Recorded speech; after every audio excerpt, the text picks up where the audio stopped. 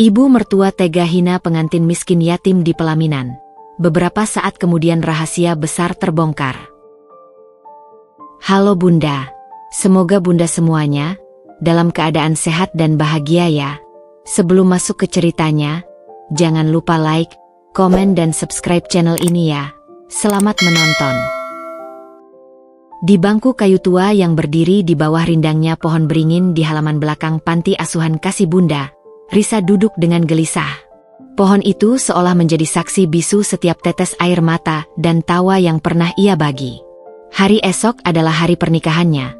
Sebuah impian yang terasa terlalu besar untuk ukuran seorang gadis yatim piatu seperti dirinya. Gaun pengantin yang tergantung di sudut kamar panti, pemberian rahasia dari tunangannya, terasa seperti sayap rapuh yang siap membawanya terbang ke tempat yang mungkin terlalu tinggi. Risa menatap Andra, tunangannya, yang kini duduk di sampingnya.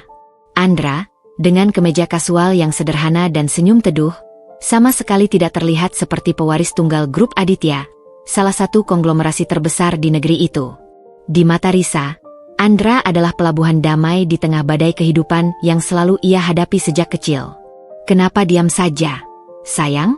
Bukannya kau seharusnya sudah tertawa bahagia sekarang? Tanya Andra, meraih tangan Risa yang terasa dingin.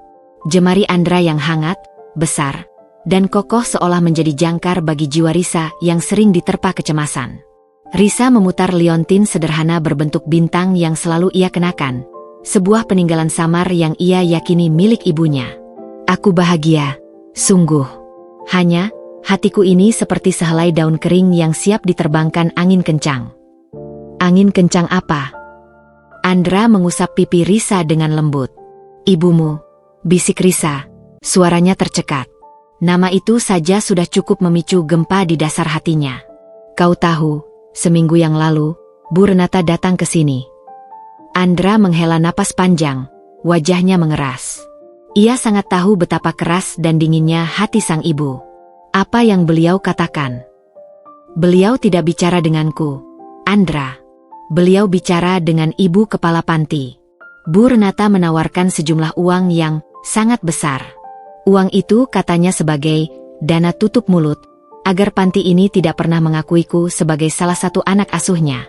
Dia ingin semua orang tahu bahwa aku, Risa, adalah gadis entah dari mana yang tidak punya asal-usul. Risa menunduk, matanya berkaca-kaca. Bu Renata bahkan mengatakan padaku, kau mungkin bisa merebut hati putraku, tapi jangan pernah bermimpi memiliki tempat di klan Aditya. Posisi menantu utama adalah milik Maya Wijaya, putri Tuan Wijaya. Kau hanya penghalang sementara. Dia membuatku merasa seperti debu di karpet istana.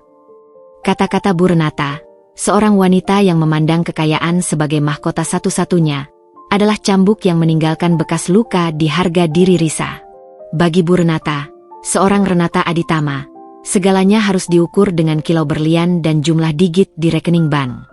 Risa, seorang gadis yatim piatu yang modalnya hanya cinta dan ketulusan, jelas merupakan noda hitam di silsilah keluarga terhormat itu. Ibu sungguh keterlaluan, geram Andra, menggenggam tangan Risa lebih erat, seolah menyalurkan seluruh kekuatannya. Aku minta maaf atas nama ibu. Dengarkan aku, Risa. Ibuku memang wanita yang keras, materialistis, dan dikendalikan oleh harga diri palsu. Tapi dia tidak mengendalikan hidupku. Aku memilihmu, bukan Maya, bukan status, bukan uang Tuan Wijaya. Kau adalah mata air di padang pasir, Risa. Kau adalah rumahku. Risa mengangkat wajahnya. Ia melihat ketulusan yang murni dalam sorot mata Andra, dan itu sedikit menenangkan badai dalam dadanya. Andra adalah satu-satunya alasan Risa berani melangkah. Sejak bertemu Risa di sebuah acara bakti sosial 6 bulan lalu, Andra langsung jatuh hati pada kesederhanaan dan kepedulian Risa. Pertemuan mereka seperti magnet, menarik dua jiwa dari dunia yang berbeda jauh. Andra yang terkurung dalam sangkar emas, dan Risa yang bebas dalam keterbatasan. Tapi Andra, hari esok, di pelaminan, semua mata akan tertuju pada kita. Semua orang elit itu akan datang. Mereka pasti akan membanding-bandingkan gaun pengantinku yang sederhana dengan gaun Maya yang mungkin dirancang desainer internasional. Mereka akan menilai siapa aku. Dan ibumu pasti akan mencari celah untuk menjatuhkanku, ujar Risa. Rasa takutnya kini berpindah ke pundak Andra. Andra menarik Risa lebih dekat, membiarkan kepala Risa bersandar di bahunya. Biarkan saja. Besok adalah panggung kita, Risa. Panggung di mana cinta kita akan disaksikan. Mereka boleh membandingkan. Biarkan ibuku mencoba menjatuhkanmu. Tapi aku akan selalu ada di sampingmu, menjadi perisaimu. Ia menatap mata Risa, tatapan yang penuh janji suci. Dengar, apapun yang terjadi besok, di pelaminan, di depan semua orang, jika kau merasa takut, jika kau merasa sendirian, atau jika kau merasa hancur karena kata-kata kejam, pegang tanganku erat-erat. Itu janjiku. Genggaman kita akan menjadi tali pengikat yang tidak bisa diputuskan oleh siapapun, bahkan oleh ibuku sekalipun.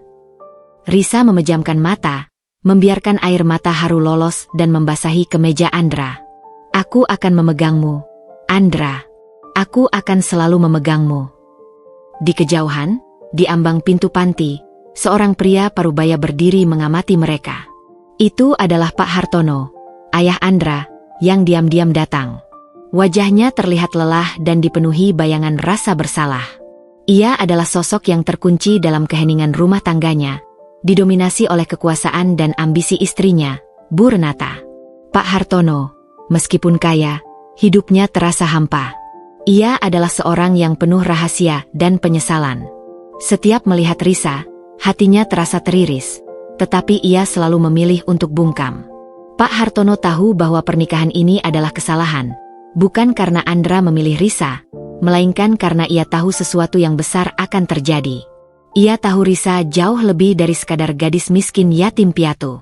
Ada benang merah masa lalu yang mengikat Risa dengan keluarganya, sebuah rahasia yang ia sendiri jaga dengan ketakutan.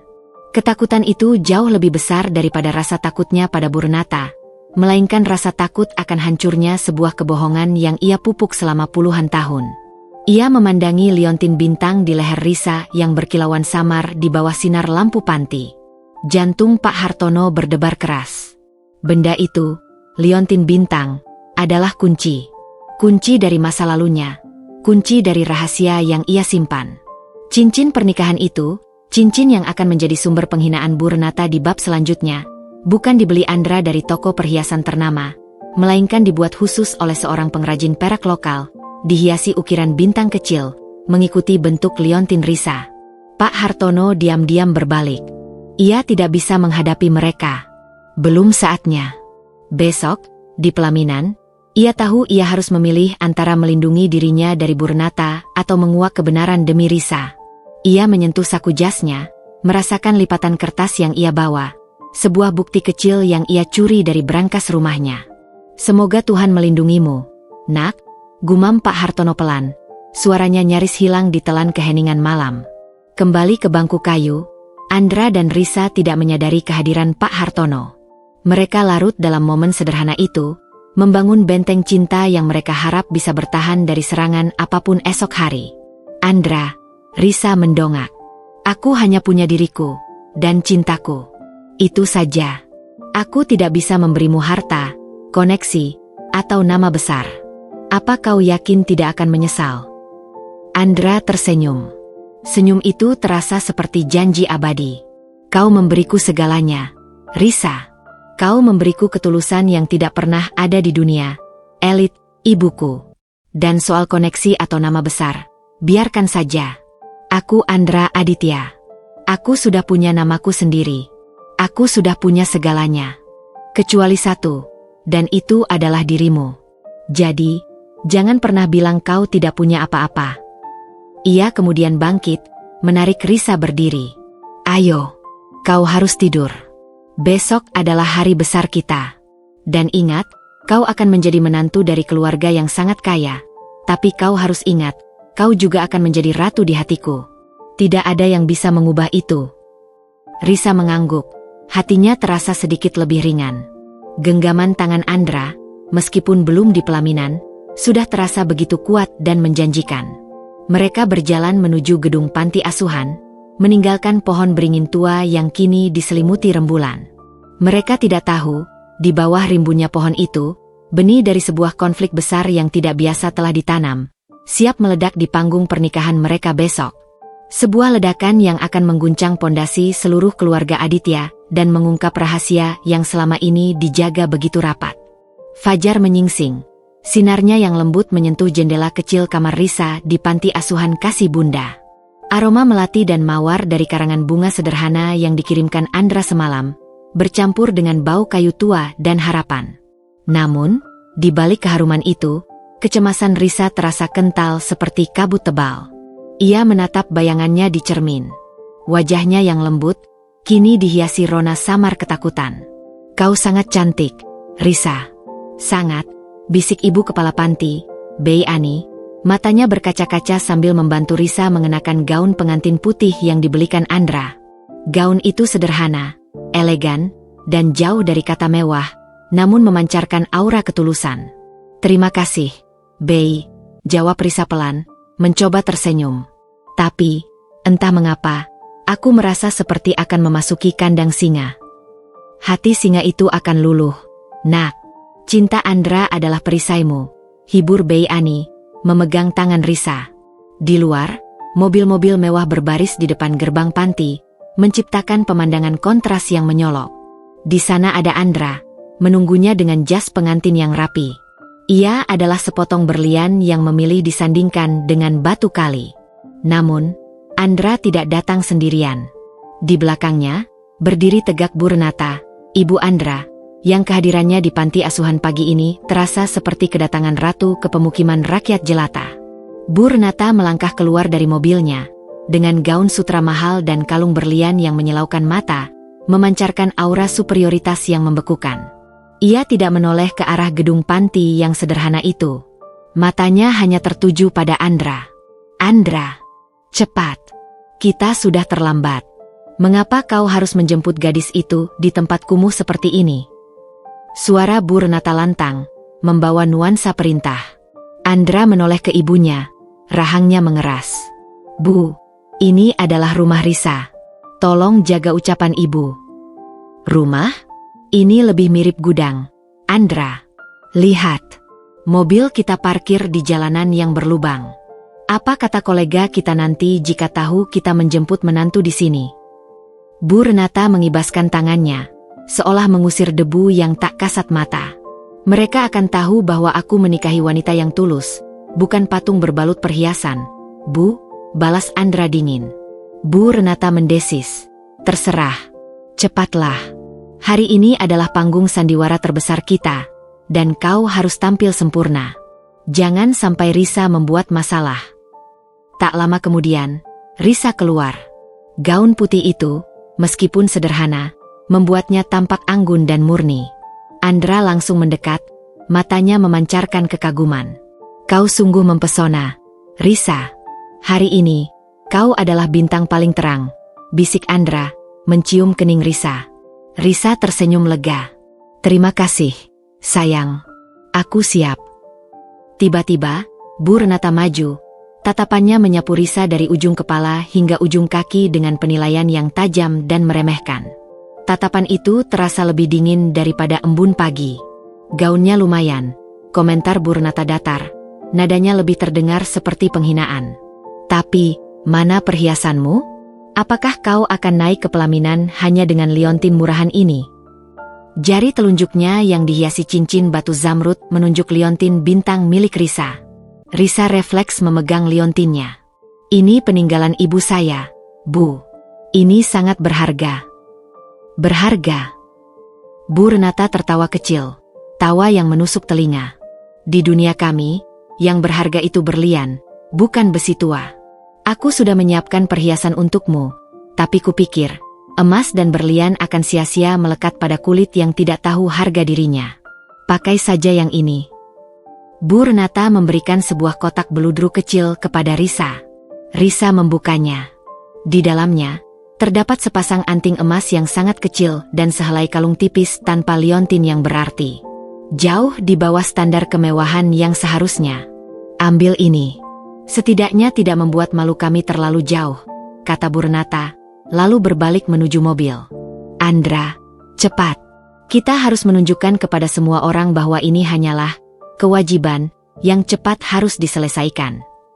Andra menatap Risa, matanya memohon maaf. Jangan dengarkan ibu, sayang. Aku akan membuang perhiasan itu nanti. Simpan saja liontinmu.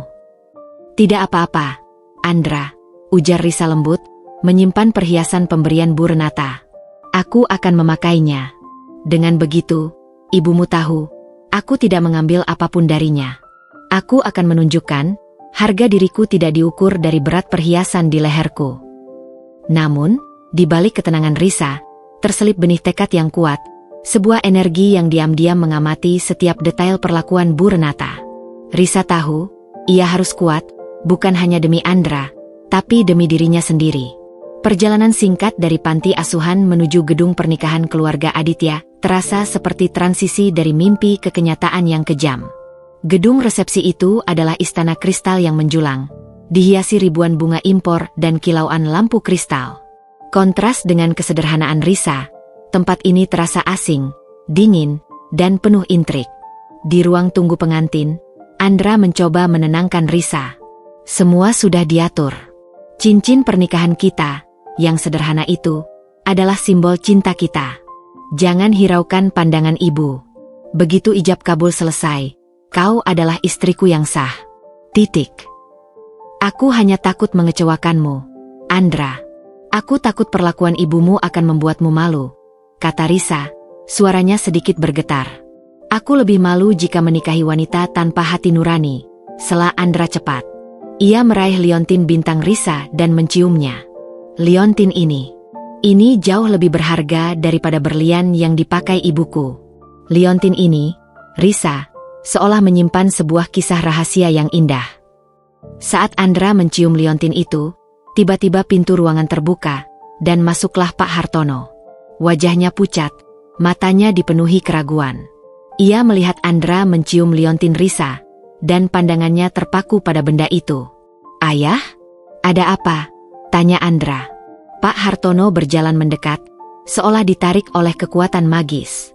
Ia menatap Risa, air mata hampir menetes dari sudut matanya. Ia tidak memandang Risa sebagai menantu, tetapi sebagai sehelai bayangan dari masa lalu yang menyakitkan. Kau benar-benar akan menikahinya, Andra? Tanya Pak Hartono. Suaranya serak. Ya, tentu saja. Aku mencintainya, jawab Andra mantap. Pak Hartono menghela napas, menyentuh lembut bahu Risa, sesuatu yang belum pernah ia lakukan. Risa, nak, ada sesuatu, ada yang harus kau ketahui. Ada apa, Yah? Risa merasa firasatnya tidak enak. Tatapan Pak Hartono terlalu intens, terlalu penuh rahasia. Tepat sebelum Pak Hartono bisa bicara lebih jauh, pintu kembali terbuka dengan dentuman keras. Bu Renata berdiri di ambang pintu, wajahnya memerah karena amarah. Hartono, apa yang kau lakukan di sini? Kenapa kau tidak menyambut para tamu di depan? Dan kau? Bu Renata menuding Risa. Cepat keluar. Acara akan dimulai. Jangan coba-coba merusak acara ini dengan drama air mata dan bisikan kotor. Pak Hartono terlonjak kaget. Ia kembali menjadi bayangan, sosok suami yang terkekang dan tak berdaya.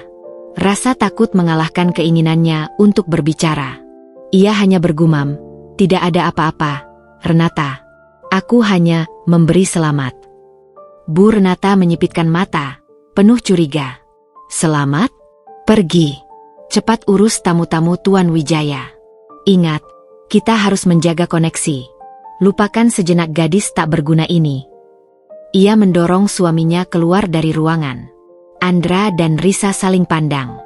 Risa melihat ketidakberdayaan di mata Pak Hartono. Andra melihat kemarahan di mata ibunya. Sudahlah, sayang. Ayo kita lakukan. Ingat janjimu, ujar Risa, menggenggam tangan Andra dengan kekuatan penuh. Tentu. Aku tidak akan melepaskannya, balas Andra, membalas genggaman itu. Risa melangkah keluar dari ruangan itu, diiringi alunan musik orkestra yang megah. Kakinya melangkah di atas karpet merah tebal. Di depannya adalah altar janji suci, tetapi ia tahu, di sana juga menanti arena penghakiman. Ia hanya memiliki cinta Andra dan liontin bintangnya sebagai bekal.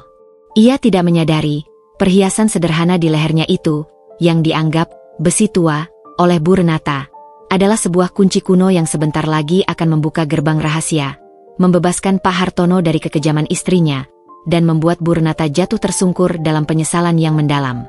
Babak baru kehidupan mereka, yang diawali dengan kemegahan dan penghinaan, akan segera dimulai. Suara denting gelas kristal dan bisik-bisik yang tertahan menyambut kedatangan Risa dan Andra. Aula megah gedung anggrek biru, tempat resepsi pernikahan keluarga Aditama, terasa seperti lapangan berlian yang dingin dan berkilauan. Risa berjalan di sisi Andra, jantungnya berdegup seperti genderang perang. Setiap langkah terasa berat, seolah ia membawa beban seluruh panti asuhan di pundaknya. Mereka berdiri di pelaminan, sebuah panggung yang dihiasi ribuan mawar putih. Andra, dengan senyum teguh, tak pernah melepaskan genggaman tangannya dari Risa. Genggaman itu adalah tameng kasat mata yang melindunginya dari pandangan meremehkan para tamu, khususnya dari tatapan tajam yang dipancarkan Bu Renata, yang berdiri di sisi mereka, tampak seperti patung ratu yang terpaksa merestui. Para tamu mulai berbaris, memberikan ucapan selamat yang formal dan dingin. Setiap wanita yang menyalami Risa selalu mengamati gaunnya, perhiasan emas kecil di telinganya, dan liontin bintang di lehernya. Senyum mereka terasa palsu, menyembunyikan penilaian sinis. Salah seorang rekan bisnis Bu Renata, Nyonya Salma, mendekat. "Selamat, Andra. Istrimu sungguh berani." "Sangat minimalis," katanya, menekankan kata terakhir dengan nada mengejek, sambil melirik perhiasan Risa. Bu Renata, yang mendengar itu, tersenyum sinis. "Ah, Nyonya Salma, maklumlah, kami tidak punya pilihan. Cinta memang buta, terkadang buta pada kualitas." Andra mengeratkan genggamannya pada Risa, pipinya memerah menahan marah. Risa hanya tersenyum tipis, membiarkan komentar itu berlalu seperti angin. Ia teringat janjinya pada Andra, untuk tetap tegar. "Terima kasih atas doanya, Nyonya," jawab Risa lembut, suaranya tenang. Tepat saat giliran Tuan Wijaya dan putrinya, Maya, naik ke pelaminan, atmosfer terasa semakin tegang. Maya, yang seharusnya menikah dengan Andra, tampil anggun dengan gaun haute couture dan perhiasan berlian yang bersinar terang, seolah ingin menunjukkan siapa yang pantas berada di sana. "Selamat, Andra. Semoga kau bahagia, meskipun pilihanmu ini mengejutkan kami semua," kata Tuan Wijaya, nadanya tersirat rasa kasihan. Maya tersenyum manis, senyum yang tidak mencapai matanya. Ia menatap Risa dengan tatapan menyelidik. "Risa, gaunmu cantik sekali. Klasik," pujinya. Kata klasik diucapkan seolah itu berarti kuno dan murah. "Terima kasih, Maya." Pilihan Andra memang selalu sederhana, tapi tulus, balas Risa, membalas tatapan itu dengan ketenangan yang mengejutkan. Andra tersenyum bangga padanya. Melihat skenario berjalan tidak sesuai keinginannya, Risa justru tampil tenang dan mendapat pembelaan tak langsung dari Andra. Bu Renata merasa amarahnya sudah mencapai ubun-ubun. Rasa malu karena aib menantu miskinnya disaksikan kolega-kolega elitnya mendorongnya ke batas emosi. Ia harus bertindak. Tiba-tiba, Bu Renata mengambil langkah maju. Ia membisikkan sesuatu ke telinga seorang staf event organizer di bawah, dan tak lama kemudian, mikrofon nirkabel yang tadinya digunakan oleh MC diletakkan di tangannya. Musik langsung berhenti. Keheningan tiba-tiba menyelimuti aula. "Perhatian, hadirin sekalian." Suara Bu Renata lantang, penuh kuasa, membuat seluruh mata terarah ke pelaminan. Andra menatap ibunya dengan panik, sementara Risa merasakan jantungnya menciut.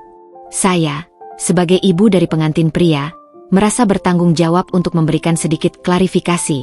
Bu Renata memulai, senyum palsu yang ia paksakan terlihat bengis. Andra bergerak maju, mencoba merebut mikrofon, tetapi Bu Renata menghindar dengan sigap. "Ibu, apa yang ibu lakukan? Cukup. Diam, Andra. Ini adalah tugas seorang ibu untuk meluruskan pandangan yang keliru." Bu Renata menahan Andra dengan tatapan tajam, kemudian mengalihkan perhatiannya kembali ke mikrofon.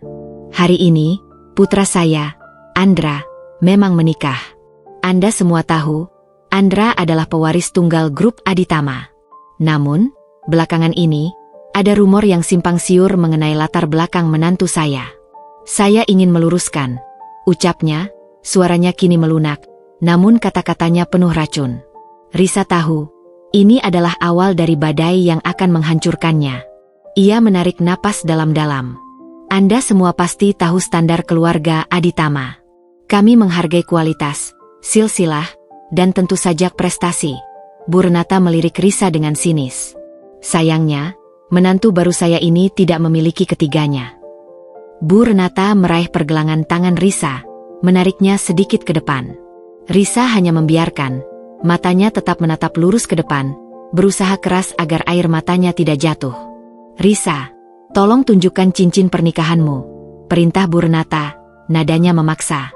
Risa mengangkat tangannya yang digenggam Andra. Di jari manisnya melingkar cincin perak sederhana, dengan ukiran bintang kecil, jauh dari gemerlap emas putih dan berlian yang menjadi standar di pesta itu. Lihatlah ini, para hadirin, kata Bu Renata, mengangkat tangan Risa tinggi-tinggi seolah memamerkan sebuah aib. Cincin ini, cincin yang melingkari jari seorang yatim piatu yang besar di panti asuhan. Harganya, mungkin tidak cukup untuk membeli satu set cangkir teh porselen di rumah kami. Bisik-bisik yang tadinya tertahan kini meledak.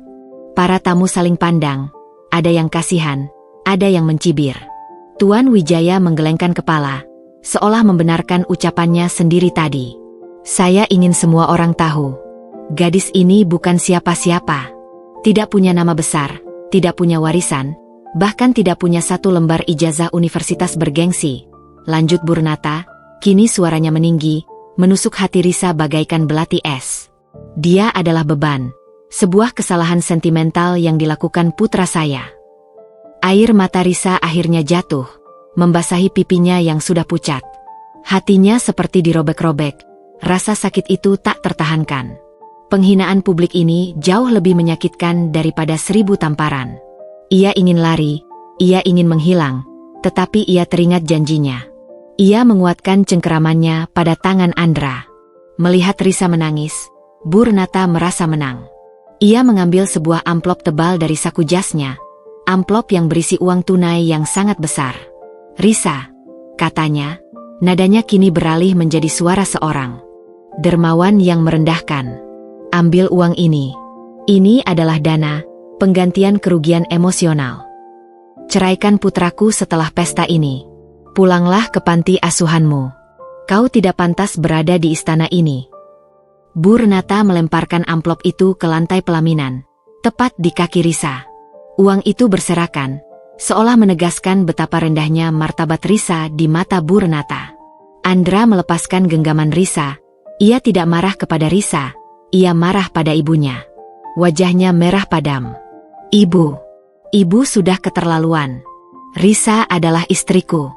Aku akan mencabut semua hak ibu di grup Aditama jika ibu tidak menghentikannya sekarang. Bu Renata tertawa mengejek, tawa yang dingin. Kau mengancam ibumu, nak? Demi gadis gembel ini? Lihat. Dia bahkan tidak sanggup bicara membela dirinya sendiri. Dia hanya bisa menangis. Tepat saat Risa mengangkat tangannya, seolah ingin meraih Andra dan memohon padanya untuk membawa mereka pergi, sebuah suara berat dan tegas tiba-tiba memecah keheningan yang mencekam di aula. Suara itu datang dari belakang kerumunan tamu. Nyonya Renata Aditama, Anda benar-benar tidak punya hati nurani. Semua mata, termasuk mata Bu Renata yang terkejut, berbalik ke sumber suara. Di sana, berjalan dengan langkah mantap dan penuh wibawa, adalah sosok pria parubaya yang sangat terkenal, Tuan Wiratama, pemilik Yayasan Bunga Kasih. Kehadirannya di acara pernikahan ini sudah menjadi berita besar, tetapi tindakannya saat ini membuat napas semua orang tertahan. Ia berdiri tidak jauh dari pelaminan, tatapannya tenang tetapi menusuk, seolah mampu melihat kebusukan di balik kemewahan Bu Renata. Bu Renata tersentak. Tuan Wiratama, apa maksud Anda? Anda tidak punya hak mencampuri urusan keluarga kami. Tuan Wiratama tidak menjawab Bu Renata. Matanya justru tertuju pada Risa yang masih menangis. Ia tersenyum tipis, senyum yang mengandung pengertian mendalam. Saya tidak mencampuri urusan keluarga, Nyonya. kata Tuan Wiratama. Suaranya kini tenang namun menggelegar. Saya hanya datang untuk menjemput seseorang yang sangat berharga. Seseorang yang baru saja Anda hina sebagai gadis gembel dan yatim piatu tak berguna. Dan saya di sini, Nyonya Renata, untuk membongkar rahasia besar yang akan membuat Anda tercengang. Bu Renata membeku di tempat, melihat Tuan Wiratama kini mulai melangkah naik ke atas pelaminan. Di belakangnya, Pak Hartono, yang selama ini hanya berdiri diam seperti patung, mendadak terlihat gemetar. Ketakutan di wajahnya kini bercampur dengan kepanikan yang luar biasa. Ia tahu, tirai sandiwara itu akan segera terbuka.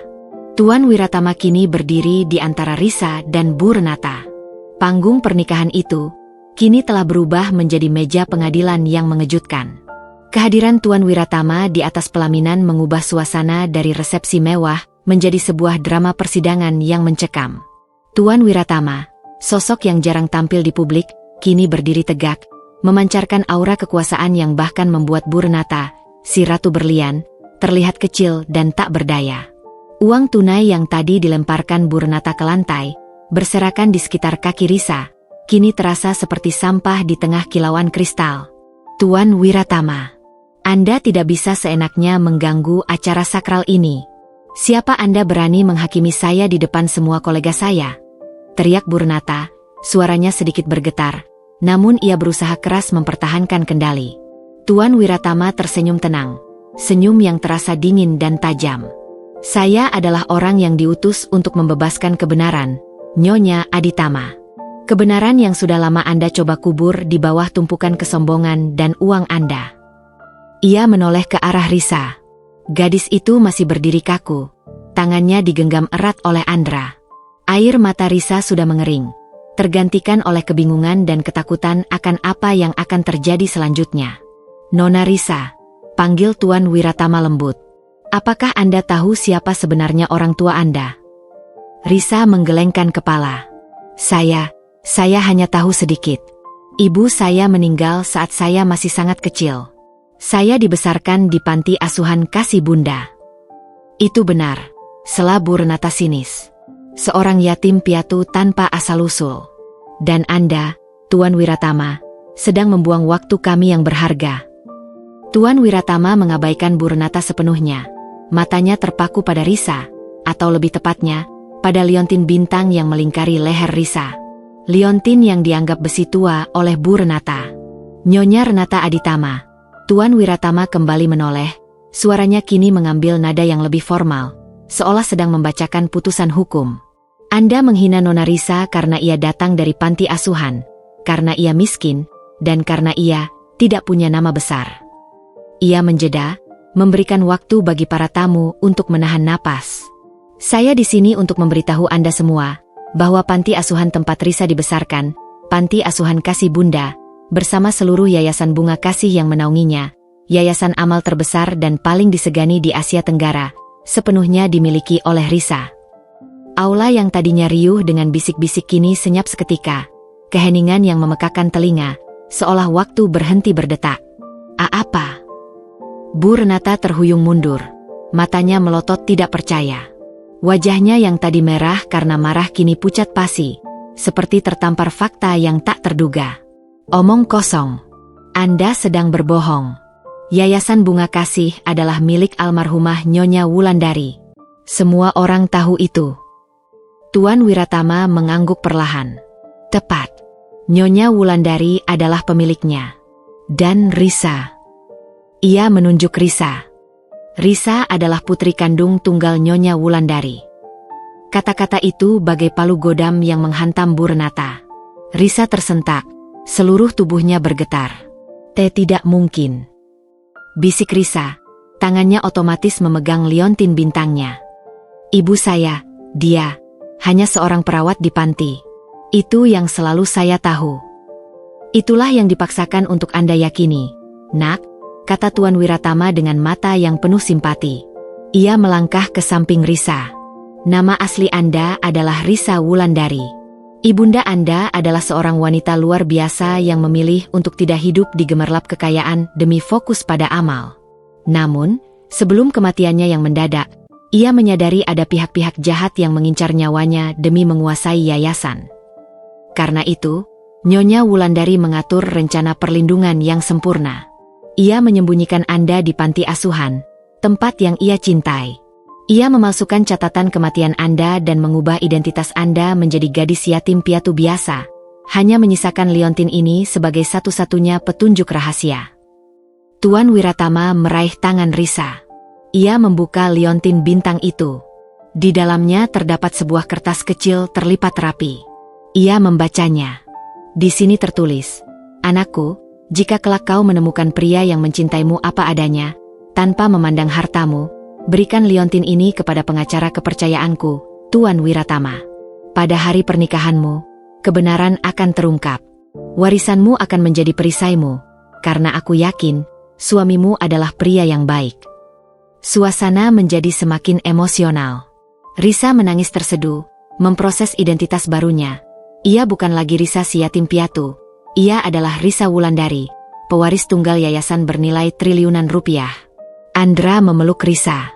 "Sayang, kau seorang Wulandari. Aku tidak peduli siapa kau, yang penting kau Risaku." Tapi, wow. Andra sendiri tercengang. Ia menikahi seorang wanita yang kekayaannya ternyata melampaui seluruh aset ayahnya. Di sisi lain, pelaminan, Bu Renata berdiri membatu. Wajahnya pucat pasi, seperti baru melihat hantu. Ia baru saja menghina seorang triliuner di depan umum, menawarinya uang receh, dan menyuruhnya pergi. Reputasinya kini sudah berada di ujung jurang. Tunggu, Tuan Wiratama. Bahkan jika dia adalah pewaris, dia tetaplah gadis miskin yang tumbuh besar di panti asuhan. Dia tidak tahu etika, tidak tahu sopan santun kami. Dia tidak pantas menjadi menantu keluarga Aditama.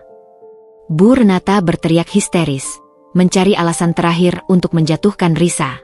"Pantas atau tidak, itu keputusan putra Anda, Nyonya," balas Tuan Wiratama. Matanya kini tertuju pada Pak Hartono yang berdiri membeku di samping Bu Renata. Pak Hartono, yang tadinya hanya berdiri kaku, kini terlihat seperti sebuah patung yang siap pecah. Tuan Wiratama mengambil langkah mendekati Pak Hartono. Semua orang memperhatikan, termasuk Bu Renata. "Nyonya Renata, Anda benar-benar buta oleh kesombongan dan harta," desis Tuan Wiratama. "Anda tidak hanya menghina seorang pewaris raksasa Yayasan Amal. Anda juga menghina darah daging keluarga Anda sendiri." Bu Renata tertawa, tawa yang terdengar sumbang. "Omong kosong apa lagi ini, Tuan Wiratama? Apa hubungannya dia dengan keluarga saya?" Tuan Wiratama menatap Pak Hartono. Sorot mata Tuan Wiratama seolah menjadi pemicu yang memaksa Pak Hartono untuk akhirnya berbicara. "Hartono," panggil Tuan Wiratama dengan nada penuh makna. "Apakah kau akan tetap bersembunyi di balik ketakutanmu?" Pak Hartono tersentak, air mata menggenang di matanya. Ia menatap Bu Renata yang terlihat bingung dan panik. Ia menatap Risa, keponakannya, yang kini menatapnya dengan penuh harap. Akhirnya, Pak Hartono menarik napas panjang. "Cukup, Renata," ujar Pak Hartono. Suaranya lemah namun tegas. Sebuah suara yang sangat jarang didengar oleh Bu Renata. Ini adalah awal dari pemberontakannya. Bu Renata menoleh, terkejut melihat keberanian suaminya. "Hartono, kau berani membantahku? Katakan pada pria gila ini bahwa dia salah." Pak Hartono menggelengkan kepala, air matanya tumpah. "Tidak, Renata, dia tidak salah. Bahkan, dia mengatakan yang sebenarnya, dan ada rahasia yang jauh lebih besar dari yayasan itu." Ia maju selangkah. "Dengarkan aku, Renata. Nyonya Wulandari, ibu kandung Risa, adalah adik kandungku." Pengakuan itu seperti petir di siang bolong. Bu Renata terhuyung mundur, benar-benar kehilangan keseimbangan. Pewaris raksasa yayasan yang ia hina habis-habisan adalah keponakannya sendiri, darah daging suaminya. Ia telah menghina keluarga suaminya sendiri di depan umum. Rasa malu dan penyesalan Bu Renata kini jauh melampaui kesombongannya. Panggung pengadilan itu kini sepenuhnya berbalik, menjadikan dirinya terdakwa utama. Sementara Risa, dalam pelukan Andra, mulai memahami bahwa liontin bintang itu bukan hanya kunci kekayaan, melainkan kunci menuju keluarga yang selama ini ia rindukan. Dan di balik penghinaan di pelaminan itu, sebuah ikatan darah dan kebenaran telah terkuak dengan cara yang paling dramatis. Udara di gedung anggrek biru terasa membeku. Gema kata-kata Pak Hartono, Nyonya Wulandari, ibu kandung Risa, adalah adik kandungku, masih menggantung, menciptakan ketegangan yang lebih mencekam daripada film thriller. Semua mata tertuju pada Bu Renata, yang kini tampak seperti ratu yang mahkotanya baru saja direnggut paksa. Wajahnya yang tebal riasan kini terlihat menyeramkan, perpaduan antara kemarahan, penyesalan, dan rasa malu yang luar biasa. Bohong. Kau berbohong, Hartono, teriak Bu Renata, suaranya melengking, penuh keputusasaan. Ia meraih lengan suaminya dengan cengkeraman histeris. Kau selalu membenciku. Kau membuat cerita palsu ini hanya untuk menjatuhkanku di depan Tuan Wijaya dan semua orang. Pak Hartono melepaskan cengkeraman istrinya. Tatapan matanya yang tadinya penuh ketakutan kini berganti dengan ketegasan seorang pria yang telah mencapai batas kesabarannya. Aku tidak berbohong, Renata. Aku sudah diam terlalu lama. Diamku selama ini adalah pengkhianatan senyap terhadap adikku, dan sekarang, terhadap keponakanku. Pak Hartono menoleh ke kerumunan tamu yang masih terperangah. 25 tahun yang lalu, aku punya adik perempuan bernama Wulandari. Dia adalah matahari di keluarga kami, gadis yang hatinya terbuat dari emas murni. Tapi Wulan, dia tidak seperti kita. Dia tidak tertarik pada uang, pada perusahaan. Dia meninggalkan warisan keluarga dan memilih mendirikan yayasan bunga kasih untuk membantu mereka yang kurang beruntung. Bu Renata menyela dengan suara bergetar. Dan aku menentangnya. Dia mempermalukan nama baik keluarga dengan memilih hidup miskin. Aku melarangmu menghubunginya. Aku tidak mau kau berbagi darah dengan orang rendahan. Tepat, sahut Pak Hartono, suaranya menusuk. Kau melarangku. Kau membuatku memilih antara kekayaan yang kau dambakan, atau adik yang kucintai. Aku memilih menjadi pengecut, Renata. Aku memilih takut padamu. Ia menatap Risa, yang masih syok dalam pelukan Andra. Risa, nak, Wulan memiliki ciri khas, liontin bintang itu. Dan resep masakan yang sering ia buat, masakan jantung hati, hanya diketahui oleh kami berdua. Setiap kali aku melihatmu, aku melihat Wulan. Aku melihat matanya, ketulusannya. Aku mulai curiga saat kau muncul. Tapi, aku terlalu pengecut untuk bertanya. Tuan Wiratama melangkah maju, memegang amplop berisi wasiat Wulandari. Wasiat ini menyebutkan dengan jelas bahwa Nyonya Wulandari, sebelum meninggal, mempercayakan harta kekayaannya kepada putrinya, dan kepada suaminya, Hartono Aditama, untuk menjaganya hingga Risa dewasa. Anda adalah wali resmi Risa, Tuan Hartono. Pengakuan ini menjadi pukulan telak yang kedua bagi Bu Renata. Bukan hanya Risa adalah keponakannya, tetapi suaminya sendiri mengetahui tentang wasiat dan menyembunyikannya selama bertahun-tahun. Bu Renata menggeleng keras. Wali? Kau? Lalu kenapa kau tidak bilang? Kenapa kau membiarkan dia tinggal di panti asuhan seperti pengemis? Kenapa kau tidak memberitahu Andra? Aku tidak bisa, Renata, balas Pak Hartono. Kini air matanya benar-benar tumpah. Wasiat Wulan juga menyebutkan sebuah ketakutan. Ia takut pihak yang meracuninya akan kembali mengincar Risa jika tahu dia masih hidup. Dan dia tahu, kau, Renata, akan lebih mudah dipengaruhi harta daripada hati nurani. Wulan memintaku untuk tetap diam, mengawasinya dari jauh, hingga Risa menikah dengan pria yang tulus. Tuan Wiratama, yang merupakan pengacara Wulan, menjalankan tugas itu dengan sempurna. Wulandari tahu betul, satu-satunya cara Risa aman adalah jika ia tumbuh tanpa harta, menikah karena cinta sejati, dan baru diumumkan saat ia sudah memiliki perisai yaitu suami yang tulus, tambah Tuan Wiratama, matanya memuji Andra. Andra yang mendengarnya, semakin erat memeluk Risa, merasa sangat bangga dan terharu. Ia telah lulus ujian cinta sejati, tanpa ia sadari. Risa menatap Pak Hartono. Ia tidak melihat paman kaya raya yang sombong.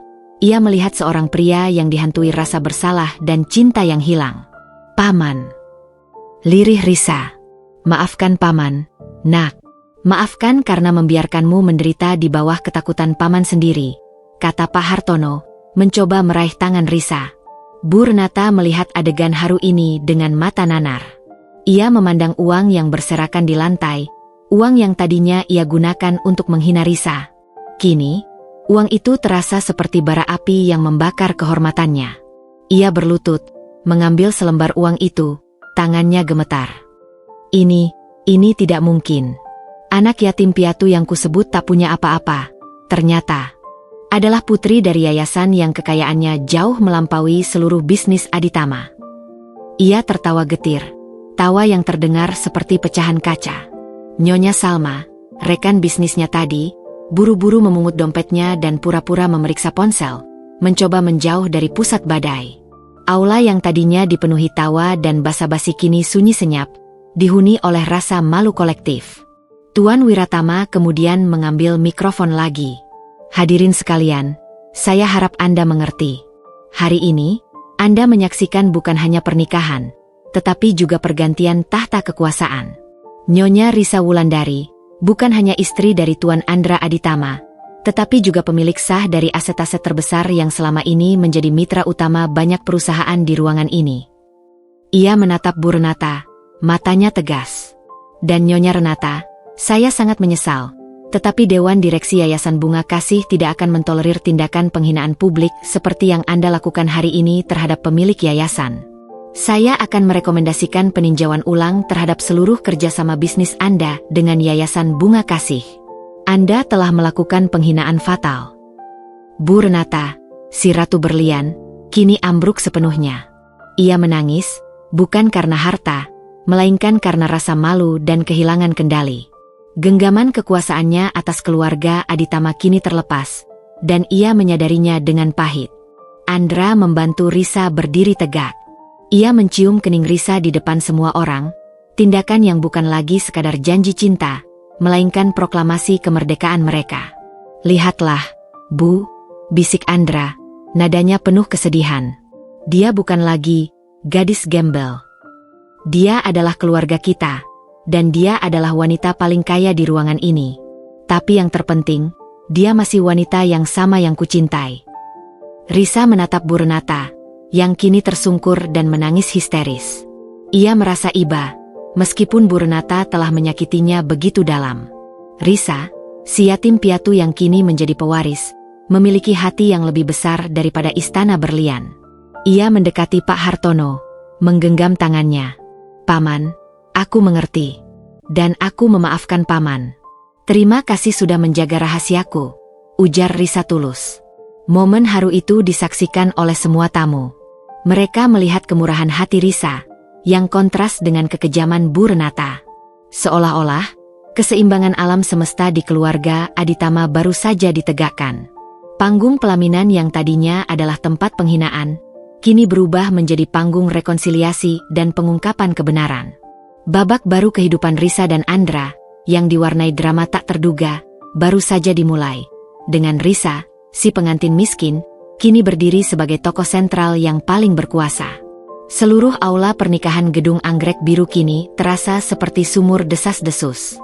Para tamu, yang sebagian besar adalah pebisnis kelas atas, saling berbisik, mata mereka sesekali melirik pada Bu Renata yang masih terduduk lemas di lantai pelaminan, lalu beralih kepada Risa, si pengantin yang kini terungkap sebagai pewaris triliunan rupiah dan keponakan kandung suaminya. Panggung yang tadinya tempat penghinaan, kini telah menjadi titik balik kekuasaan dan moral. Andra segera berlutut di samping Risa, melingkarkan lengannya erat-erat, seolah melindungi Risa dari gempa susulan. Ia menatap ibunya dengan tatapan penuh keprihatinan, bukan lagi amarah. Ibu, panggil Andra pelan. Berdiri, Bu. Kita bicarakan ini baik-baik. Jangan mempermalukan diri ibu lebih jauh.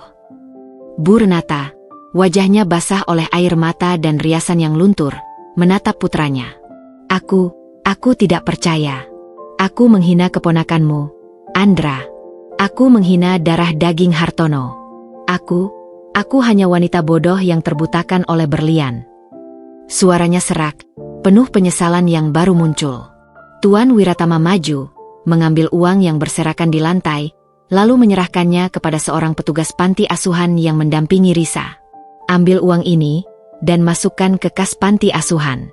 Anggap ini sumbangan mendadak dari Nyonya Aditama, sebelum kami meninjau ulang semua kerja sama bisnisnya. Kalimatnya singkat dan tegas, sebuah ancaman berbalut etika yang cukup membuat Bu Renata semakin menciut. Kamera dari beberapa media yang menyamar sebagai tamu mulai berkedip, merekam setiap momen dramatis ini.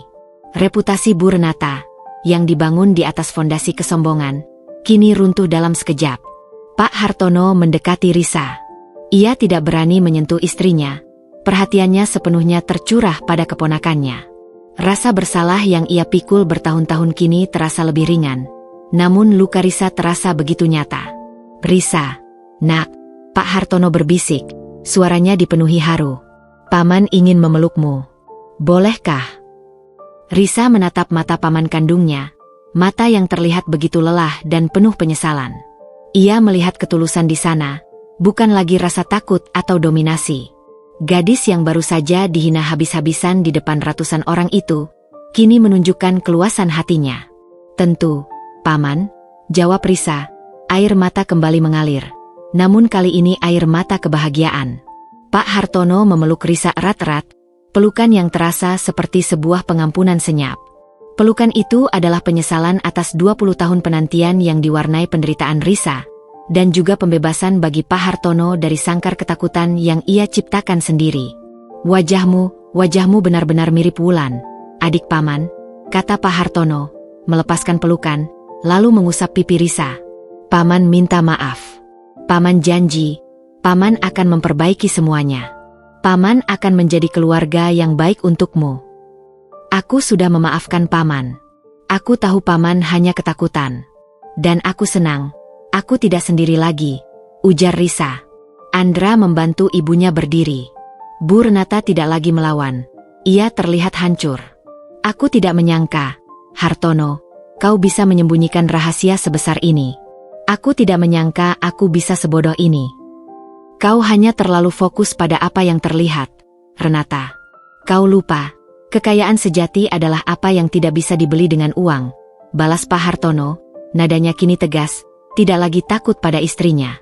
Pergeseran dinamika kekuasaan dalam rumah tangga mereka telah dimulai. Tuan Wiratama kemudian mengambil alih kendali situasi. Ia mendekati Risa, menyerahkan sebuah kunci perak kuno. "Nona Risa, ini adalah kunci dari kotak penyimpanan wasiat ibunda Anda di Bank Swiss. Ada dokumen resmi, aset, dan juga surat pribadi untuk Anda. Sesuai amanah, semua sudah menunggu Anda." Risa mengambil kunci itu, tangannya sedikit gemetar. Kunci itu terasa dingin, namun membawa kehangatan janji. "Terima kasih, Tuan Wiratama. Saya tidak tahu harus berkata apa," kata Risa. "Tidak perlu. Nyonya Wulandari adalah teman baik saya. Dan saya hanya menjalankan tugas. Sekarang, tugas saya selesai," jawab Tuan Wiratama sambil tersenyum tulus. Melihat keadaan yang semakin tidak terkendali, dan para tamu yang mulai berbisik-bisik sambil mengeluarkan ponsel untuk merekam kejadian, Andra membuat keputusan cepat. "Hadirin sekalian," kata Andra, mengambil mikrofon dari Tuan Wiratama, suaranya memantul di aula. "Kami mohon maaf atas ketidaknyamanan ini. Acara resepsi akan kami sudahi. Mohon maklum. Ada urusan keluarga mendesak yang harus kami selesaikan. Sebagai permintaan maaf, kami mengundang Anda semua ke acara amal besar-besaran yang akan diselenggarakan oleh Yayasan Bunga Kasih Aditama dalam waktu dekat." Andra menoleh pada Risa. "Ayo, sayang. Kita tinggalkan panggung ini. Kau tidak pantas diperlakukan seperti ini lagi." Risa mengangguk. Ia tidak melihat uang di lantai, ia tidak melihat tatapan menghakimi para tamu. Ia hanya melihat wajah tulus Andra dan penyesalan di mata pamannya. Mereka berdua berjalan menuruni pelaminan. Langkah Risa kini terasa lebih mantap, seorang gadis yang kehilangan segala-galanya, namun kini mendapatkan segalanya. Cinta, keluarga, dan identitas sejati. Bu Renata, yang kini dibantu berdiri oleh ajudan Andra, hanya bisa melihat punggung menantu dan putranya yang menjauh. Ia menyadari, gaun pengantin sederhana Risa, liontin bintangnya, dan air mata gadis itu, Jauh lebih berharga dan berkuasa daripada seluruh berlian yang ia kenakan. Saat Risa dan Andra bergegas keluar, Bu Renata menoleh pada suaminya, Pak Hartono. Ia melihat perubahan yang drastis.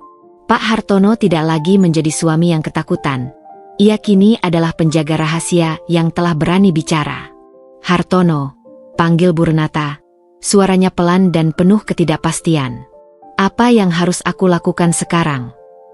Pak Hartono menatap istrinya dengan sorot mata yang dingin. Kau harus memungut kepingan harga dirimu, Renata. Dan untuk pertama kalinya, kau harus belajar. Ketulusan itu tidak bisa kau beli, dan keluarga itu tidak bisa kau hinakan. Ia kemudian berbalik, mengikuti langkah Risa dan Andra, meninggalkan Bu Renata sendirian di antara bunga-bunga mahal dan kekalahan yang memalukan. Badai hening telah datang, dan ia menyisakan kehancuran bagi sang ratu berlian. Mobil sedan hitam mewah milik Andra melaju cepat, membelah hiruk-pikuk kota. Di kursi belakang, duduklah Risa dan Pak Hartono yang masih terlihat syok, sementara Tuan Wiratama duduk di samping Andra, memberikan instruksi arah. Mereka meninggalkan gedung pernikahan bak istana kristal itu secepat mungkin, menjauh dari bidikan kamera media dan mata-mata kolega Bu Renata. Risa bersandar ke bahu Andra, menggenggam erat tangan suaminya. Meskipun tubuhnya lelah, jiwanya terasa lebih ringan. Ia tidak lagi yatim piatu, dan ia tahu, suaminya telah membuktikan cintanya di hadapan badai. Kita mau kemana, Tuan Wiratama? Tanya Andra, suaranya tegang. Ke tempat yang tenang dan aman, Andra. Jauh dari pantauan Nyonya Renata, jawab Tuan Wiratama. Ada sesuatu yang harus Risa lakukan, membuka wasiat ibunya. Lokasi itu harus sangat privat. Pak Hartono, yang sedari tadi diam, memegang tangan Risa. Paman sudah mengatur satu tempat.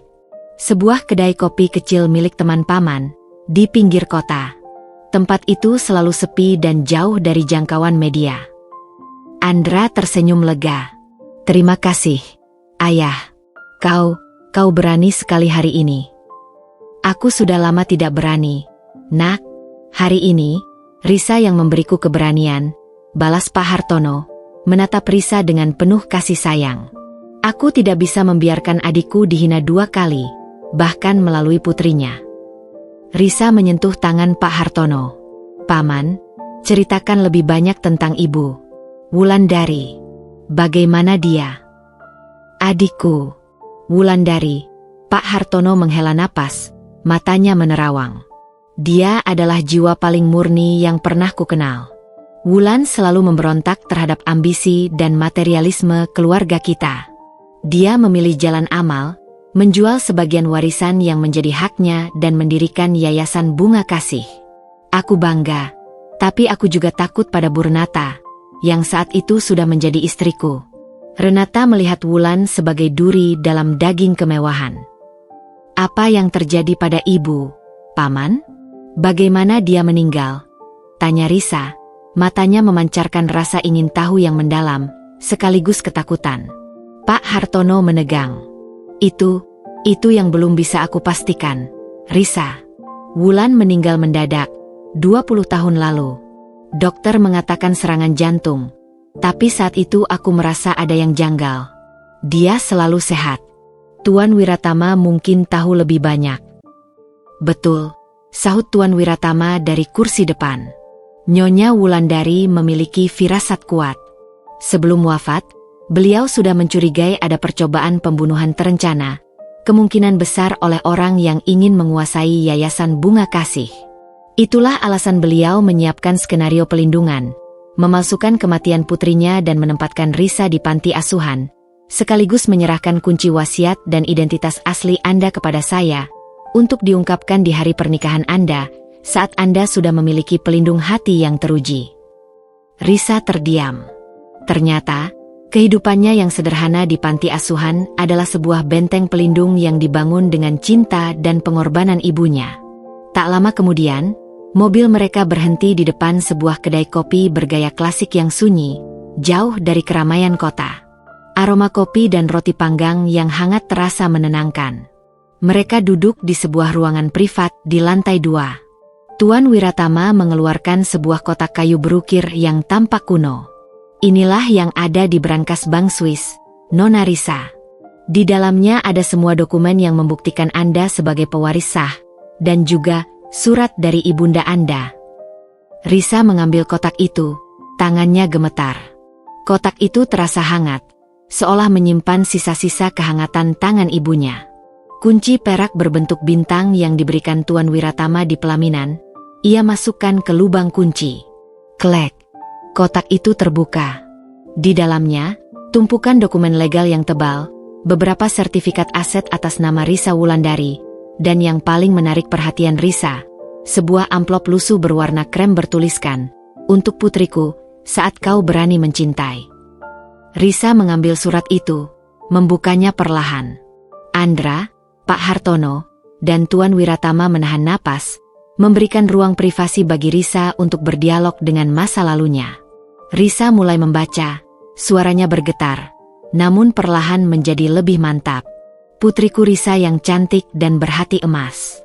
Jika kau membaca surat ini, itu artinya kau telah melewati ujian terberat dalam hidupmu, menemukan cinta sejati tanpa mengharapkan apa-apa. Kau pasti marah pada ibu karena meninggalkanmu, karena membiarkanmu tumbuh tanpa kemewahan. Maafkan ibu, nak. Ibu tidak meninggalkanmu. Ibu menyembunyikanmu. Dunia kekayaan itu kejam, Risa. Penuh serigala berbulu domba. Seseorang mencoba merebut yayasan bunga kasih dari tangan ibu, dan mereka tidak ragu-ragu untuk melenyapkan ibu dan dirimu. Ibu memilih panti asuhan kasih bunda sebagai tempat persembunyianmu, karena ibu percaya, di sanalah hatimu akan tumbuh murni, jauh dari nafsu harta. Ibu mengawasimu dari jauh, memastikan kau diasuh oleh orang-orang yang tulus. Ibu tahu kau akan menemukan cinta yang tak ternilai, Andra. Ibu sudah bertemu dengannya beberapa kali di acara amal, dan ibu tahu dia adalah pria yang baik. Sekarang, harta ini adalah milikmu. Gunakanlah dengan bijak. Warisan ini bukan untuk hidup dalam kemewahan, tetapi untuk melanjutkan mimpiku, membantu mereka yang membutuhkan. Jadilah pelindung bagi panti asuhanmu, dan jadilah mata air kasih bagi suamimu dan keluarga barumu. Dan satu hal lagi, nak, ada satu rahasia lagi yang harus kau selidiki. Ibu tidak meninggal karena serangan jantung. Ibu diracun. Perhatikan baik-baik orang di sekitarmu, nak. Terutama, perhatikan orang-orang yang terlihat paling dominan dan paling terobsesi dengan kekuasaan di lingkaran keluarga Aditama. Ibu menyayangimu, Risa. Selamanya. Wulandari, ibumu. Risa selesai membaca, air matanya tak terbendung. Ia memeluk surat itu erat-erat ke dadanya. Racun. Bisik Andra, yang diam-diam ikut membaca surat itu dari balik bahu Risa. Wajahnya berubah gelap. Ibunya diracun? Dan dia meminta Risa mencurigai orang di lingkaran keluarga Aditama. Maksudnya, dia curiga dengan Ibu Renata. Pak Hartono, yang mendengar kata racun, langsung memucat. Ia gemetar hebat, menyentuh keningnya. Tidak mungkin Renata sejahat itu. Dia memang ambisius, tapi... Tuan Wiratama menggelengkan kepala. Wulandari selalu berhati-hati, Tuan Hartono. Beliau curiga ada orang dalam yang tahu rencana penyelamatannya. Nyonya Renata memang orang yang paling dekat dengan Anda dan yayasan Anda. Dia orang yang paling diuntungkan jika Wulandari menyingkir dan Hartono mengambil posisi wali. Ayah, panggil Andra serius, menatap ayahnya. Apa ayah ingat ada peristiwa aneh di sekitar waktu meninggalnya Tante Wulandari? Pak Hartono tampak berpikir keras, matanya dipenuhi ketakutan yang mendalam. Aku ingat. Sebelum Wulan meninggal, ia sempat mengadakan jamuan makan malam di rumah lamanya. Aku dan Renata datang. Wulan bilang, ia ingin berbaikan dengan Renata. Tapi saat itu, Renata membawa hadiah berupa makanan khas yang ia buat sendiri. Wulan memakan sedikit dan keesokan harinya dia meninggal. Risa terkejut, menatap Pak Hartono. Sebuah benang merah kejahatan kini mulai terkuak. Makanan khas, tanya Risa. Ya, makanan yang sama yang kau sebutkan. masakan jantung hati, jawab Pak Hartono. Wulan bilang dia ingin berbagi resep warisan ibu kami dengan Renata, sebagai tanda perdamaian. Andra menatap Risa, lalu Tuan Wiratama. Jika Bu Renata yang memasak makanan itu, dan Tante Wulandari meninggal keesokan harinya, ini bukan lagi soal kekayaan, ini soal pembunuhan. Risa menutup kotak wasiat itu, menggenggam surat ibunya. Matanya yang tadinya penuh kesedihan kini memancarkan tekad yang membara. Ia tidak hanya mewarisi yayasan triliunan, ia mewarisi sebuah misi balas dendam yang harus ia ungkap. Kita harus mencari tahu kebenarannya. Demi Ibu Wulandari, ujar Risa mantap, wajahnya kini menunjukkan kekuatan seorang pewaris sejati. Cinta Andra telah memberinya kekuatan, dan rahasia ibunya telah memberinya tujuan baru. Perburuan kebenaran telah dimulai, dengan Bu Renata sebagai target utama kecurigaan. Ruangan privat di kedai kopi sederhana itu kini terasa seperti markas rahasia. Setelah membaca surat wasiat Wulandari yang menyebutkan kecurigaan adanya racun, dan pengakuan Pak Hartono tentang makanan khas yang dibawa Bu Renata sebelum Wulandari meninggal, hawa ketegangan menyelimuti mereka. Ini bukan lagi soal warisan, melainkan kasus kriminal yang melibatkan Ibu Andra sendiri. Risa meletakkan surat ibunya di atas meja. Tekadnya kini sekuat baja. Matanya yang tadinya penuh air mata kesedihan, kini memancarkan api keadilan. Kita harus segera bertindak, ujar Risa, suaranya mantap. Ibu Wulandari telah menjaga keselamatanku selama 20 tahun. Sekarang giliranku untuk mengungkap kebenaran di balik kematiannya. Andra menggenggam tangan Risa, mendukung penuh. Aku bersamamu, sayang. Sampai titik darah penghabisan. Kita akan cari tahu apakah Ibu Renata terlibat atau tidak. Tapi bagaimana kita memulainya? Tuan Wiratama yang berpengalaman dalam urusan hukum dan investigasi, menyahut.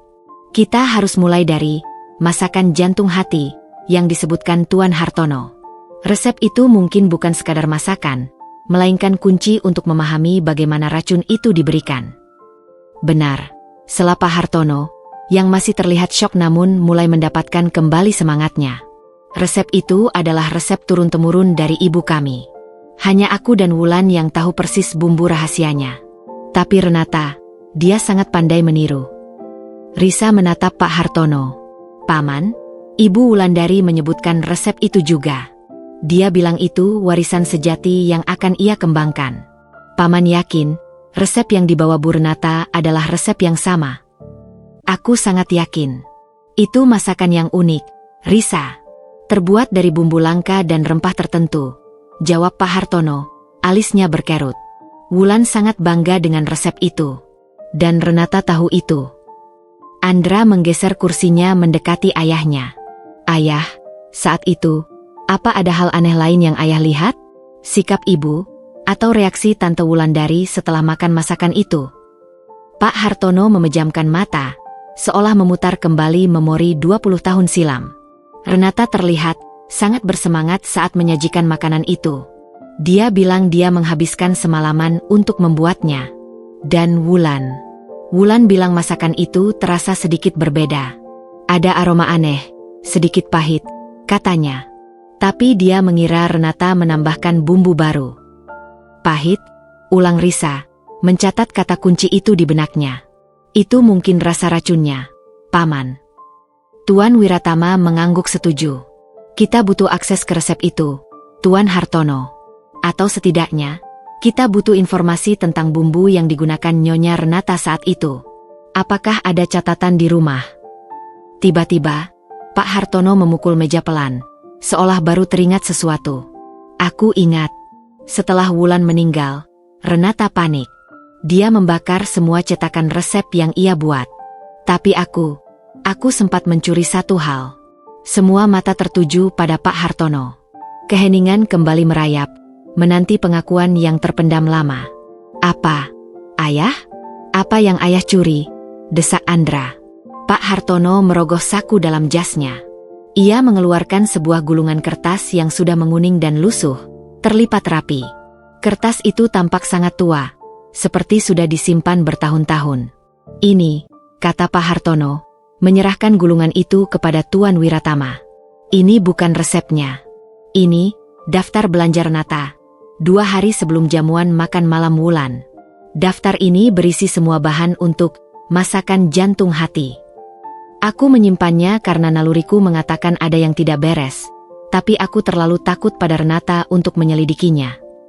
Tuan Wiratama membuka gulungan kertas itu dengan sangat hati-hati. Ia membacanya keras-keras. Bumbu rempah biasa, santan, daging, lalu di bagian bawah ada tulisan tangan yang berbeda, dicoret-coret, biji bunga teratai hitam. Tuan Wiratama mendongak, matanya membesar. Risa, yang selalu tertarik dengan tanaman dan rempah-rempah sejak kecil, refleks menyahut. Biji bunga teratai hitam? Bukankah itu sangat beracun? Hanya 1 biji saja bisa menyebabkan gagal jantung mendadak jika diolah dengan rempah yang salah. Andra menatap Risa, terkejut dengan pengetahuan istrinya. Kau tahu tentang itu, Risa? Ya, saat di panti, aku sering membantu merawat tanaman obat. Salah satu pelajaran yang paling ditekankan adalah membedakan tanaman obat dan tanaman beracun, jelas Risa. Biji bunga teratai hitam jika dicampur dengan santan dan dipanaskan, racunnya akan teraktivasi dan sulit dideteksi.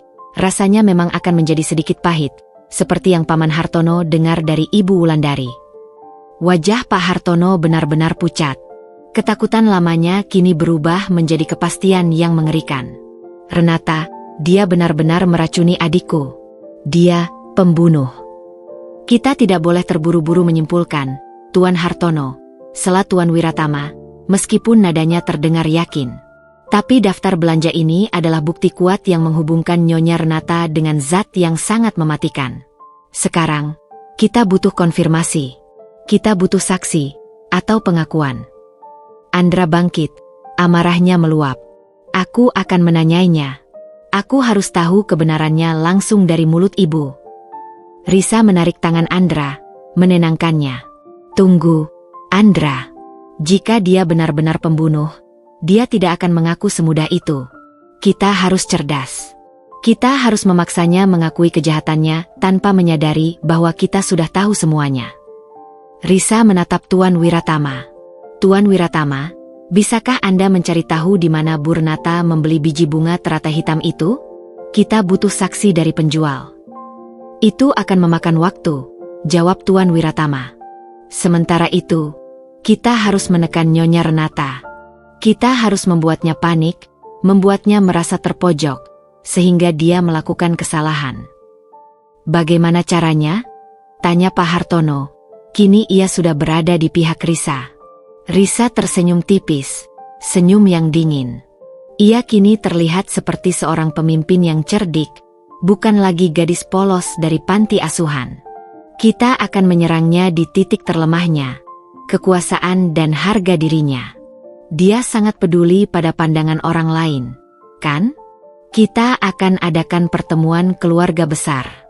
Aku akan menggunakan identitasku sebagai Risa Wulandari, pewaris Yayasan Bunga Kasih, untuk mengambil alih kendali di hadapan semua orang. Kita harus membuatnya merasa benar-benar kalah.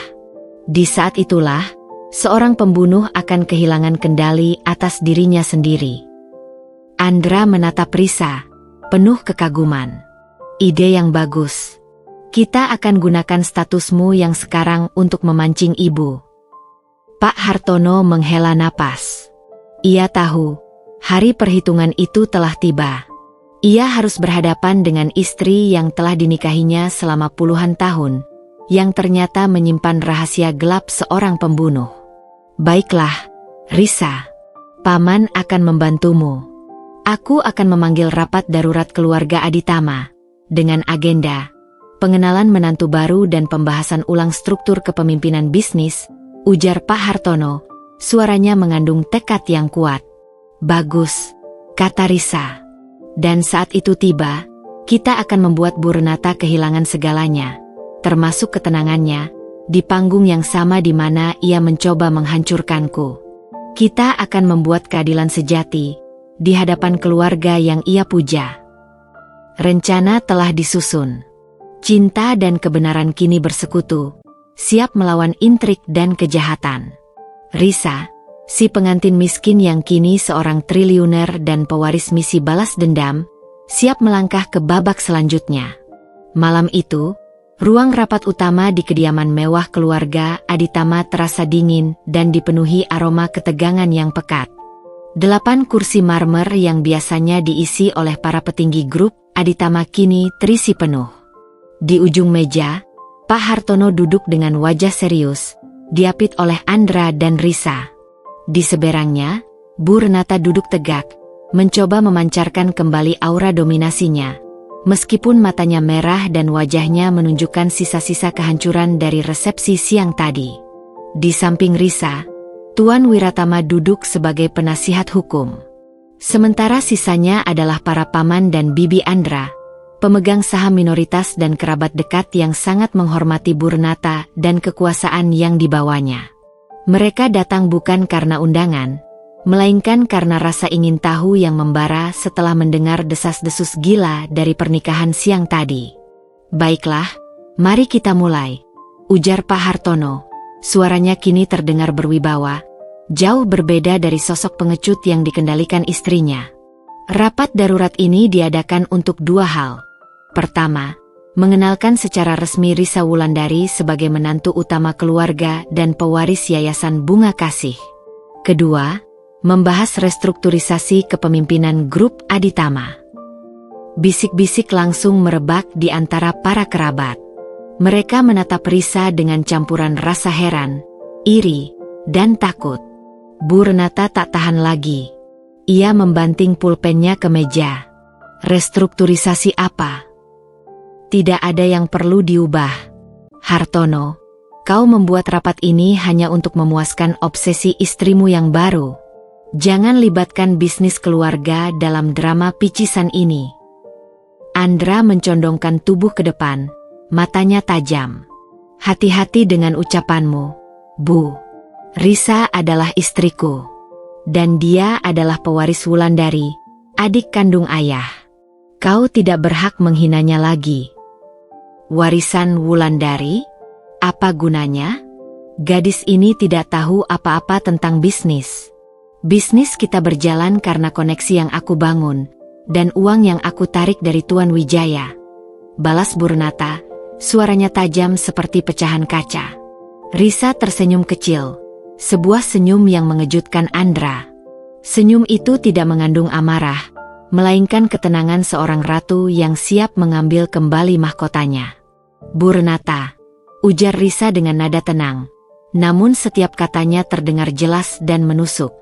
"Saya tidak mengerti banyak tentang manajemen perusahaan Anda, tapi saya mengerti betul tentang etika dan kejujuran." Ia mengambil napas. "Saya baru saja membaca surat dari mendiang ibu kandung saya, Wulandari Aditama.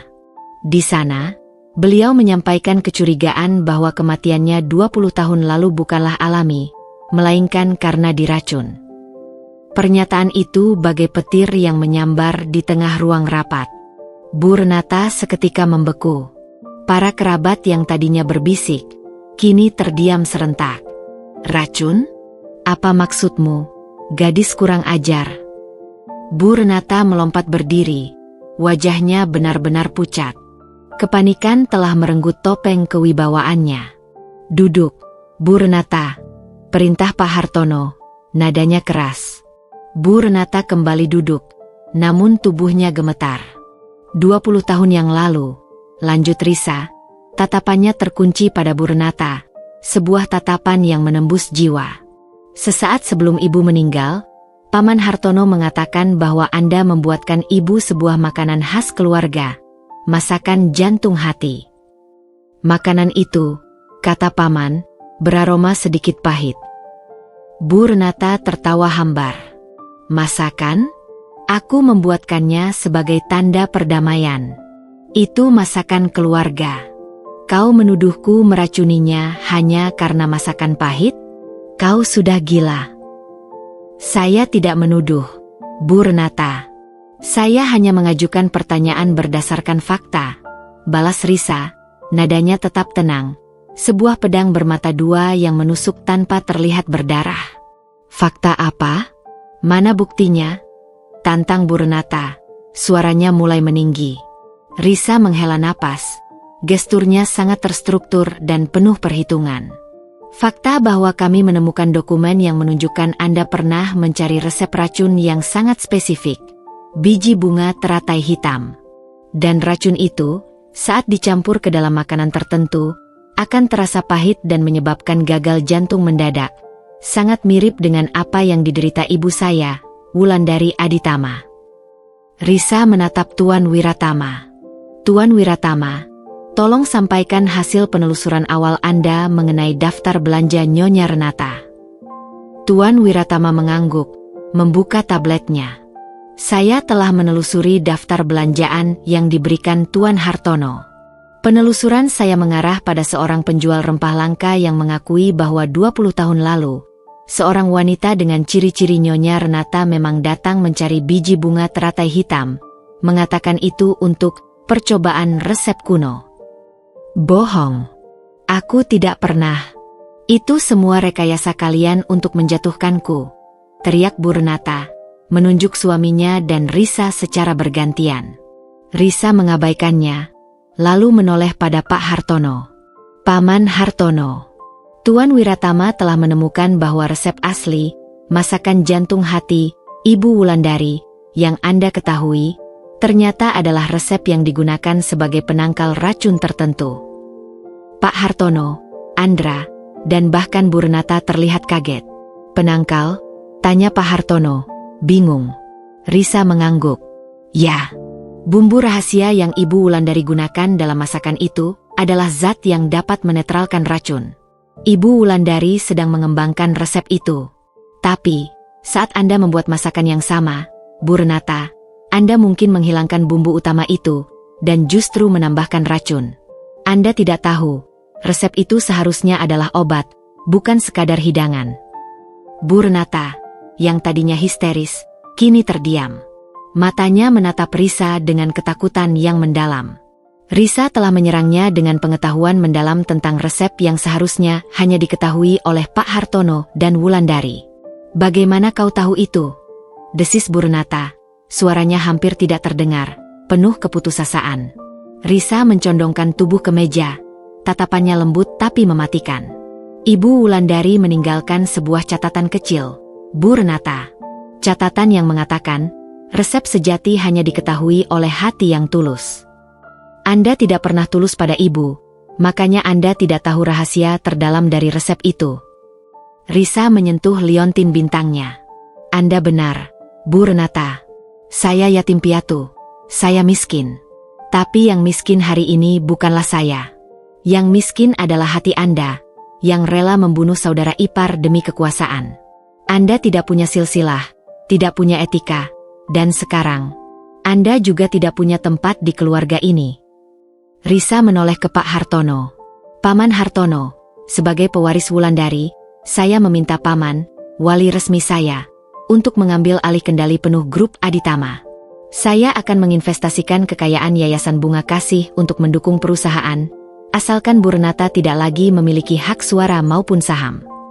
Pak Hartono, yang melihat istrinya sudah hancur dan tak berdaya, mengangguk. Ia telah mengambil keputusan yang paling sulit, sebuah pembebasan dari belenggu yang diikat Bu Renata bertahun-tahun. Saya setuju. Bu Renata, mulai hari ini, Anda dicabut dari segala posisi di grup Aditama. Bu Renata menatap suaminya dengan tatapan yang kosong. Semua yang ia perjuangkan, semua kekuasaan yang ia rebut dengan darah, telah direnggut oleh seorang gadis yang baru ia kenal sehari. Tidak, teriak Bu Renata. Kini ia benar-benar lepas kendali. Ia berdiri, menggenggam rambutnya. Ya, aku yang meracuninya. Aku yang melakukannya. Aku tidak tahan melihat Hartono selalu memuja Wulandari. Aku tahu resep itu berharga, tapi aku ingin dia mati, agar Hartono hanya menjadi milikku. Pengakuan itu meledak di ruangan, mengguncang semua yang hadir. Para kerabat terperanjat, beberapa menutup mulut mereka. Andra segera bangkit. Ia menatap ibunya dengan tatapan terluka yang tak terperikan. Ibu, kau pembunuh. Bu Renata tersenyum pahit, senyum penyesalan yang terlambat. Ya, nak, aku pembunuh. Aku melakukan semuanya demi dirimu, demi nama besar kita. Tapi sekarang, Aku tidak punya apa-apa. Tuan Wiratama, yang sudah bersiap, segera mengangguk pada pengacaranya yang berada di ambang pintu. Tuan Hartono, Bu Renata telah mengakui kejahatannya di hadapan saksi. Kami memiliki bukti fisik dan saksi verbal. Saya akan menghubungi pihak berwajib. Risa melihat Bu Renata menangis histeris. Meskipun hatinya tercabik, ia merasa keadilan ibunya telah ditegakkan. Ia memeluk Andra, menenangkan suaminya yang hancur karena mengetahui ibunya seorang kriminal. Panggung kekuasaan telah runtuh. Gadis miskin itu, dengan ketulusan dan kecerdikannya, telah mengungkap kebenaran yang terkubur, membersihkan nama mendiang ibunya, dan membebaskan suami serta pamannya dari bayang-bayang kejahatan. Babak baru Risa sebagai pewaris sejati dan penyelamat keluarga Aditama telah dimulai. Pengakuan Bu Renata yang meledak di ruang rapat itu terasa seperti gempa yang menghancurkan semua dinding kepura-puraan keluarga Aditama. Setelah Tuan Wiratama menghubungi pihak berwajib, suasana berubah menjadi kekacauan yang teratur. Bu Renata, yang tadinya penuh kesombongan, kini hanya menyisakan kerangka rapuh yang diliputi penyesalan dan keputusasaan. Andra berdiri mematung. Pria yang sehari sebelumnya begitu gagah di pelaminan, kini tampak seperti patung yang baru saja dipahat dari kesedihan. Istrinya, Risa, memeluknya erat-erat, memberikan jangkar di tengah badai emosi yang menerpa suaminya. Andra, lihat aku, bisik Risa, mengangkat dagu suaminya lembut. Ini bukan salahmu. Kau tidak bertanggung jawab atas kejahatan ibumu. Kau adalah pria yang tulus, dan itulah yang dibuktikan ibumu Wulandari. Kau adalah kebaikan dalam keluarga ini. Andra memejamkan mata, isaknya tertahan. Aku tidak tahu bagaimana harus bereaksi, Risa. Ibuku, seorang pembunuh. Orang yang kucintai dan juga orang yang ingin aku lindungi. Bagaimana aku bisa melanjutkan hidup setelah ini? Kau melanjutkan hidup dengan kebenaran, jawab Risa, memeluknya lebih erat. Kita tidak menghancurkan keluarga ini, Andra. Kita membersihkannya. Kau dan Paman Hartono kini bebas dari kebohongan dan ketakutan. Sementara Risa menenangkan Andra, Pak Hartono duduk di kursinya. Wajahnya yang pucat kini mulai dihiasi sorot ketegasan yang baru. Ia adalah kepala keluarga yang baru saja mengambil alih kendali penuh, dan ia tahu, ia harus mengatasi krisis ini dengan martabat. Saat polisi tiba, Bu Renata tidak lagi melawan. Ia hanya menangis. Gumamannya berisi permintaan maaf yang ditujukan kepada Andra dan, yang paling mengejutkan, kepada Wulandari, adik ipar yang ia bunuh. Ia pergi dengan keadaan hancur total. Mahkota berliannya telah lama terlepas. Setelah Bu Renata dibawa pergi, Pak Hartono memanggil semua kerabat yang masih terpaku di ruangan itu. Hadirin sekalian, ujar Pak Hartono, suaranya terdengar berat namun berwibawa. Malam ini, kalian telah menyaksikan kejatuhan dan pengungkapan kebenaran. Kami tidak akan menyembunyikan ini dari publik. Perusahaan akan membuat pernyataan resmi. Kami akan bekerja sama penuh dengan pihak berwajib. Salah seorang paman Andra, Tuan Wijaya, memberanikan diri. Lalu, bagaimana dengan grup Aditama, Hartono? Siapa yang akan memimpin? Ini akan menjadi skandal besar. Pak Hartono menatap putranya, lalu Risa.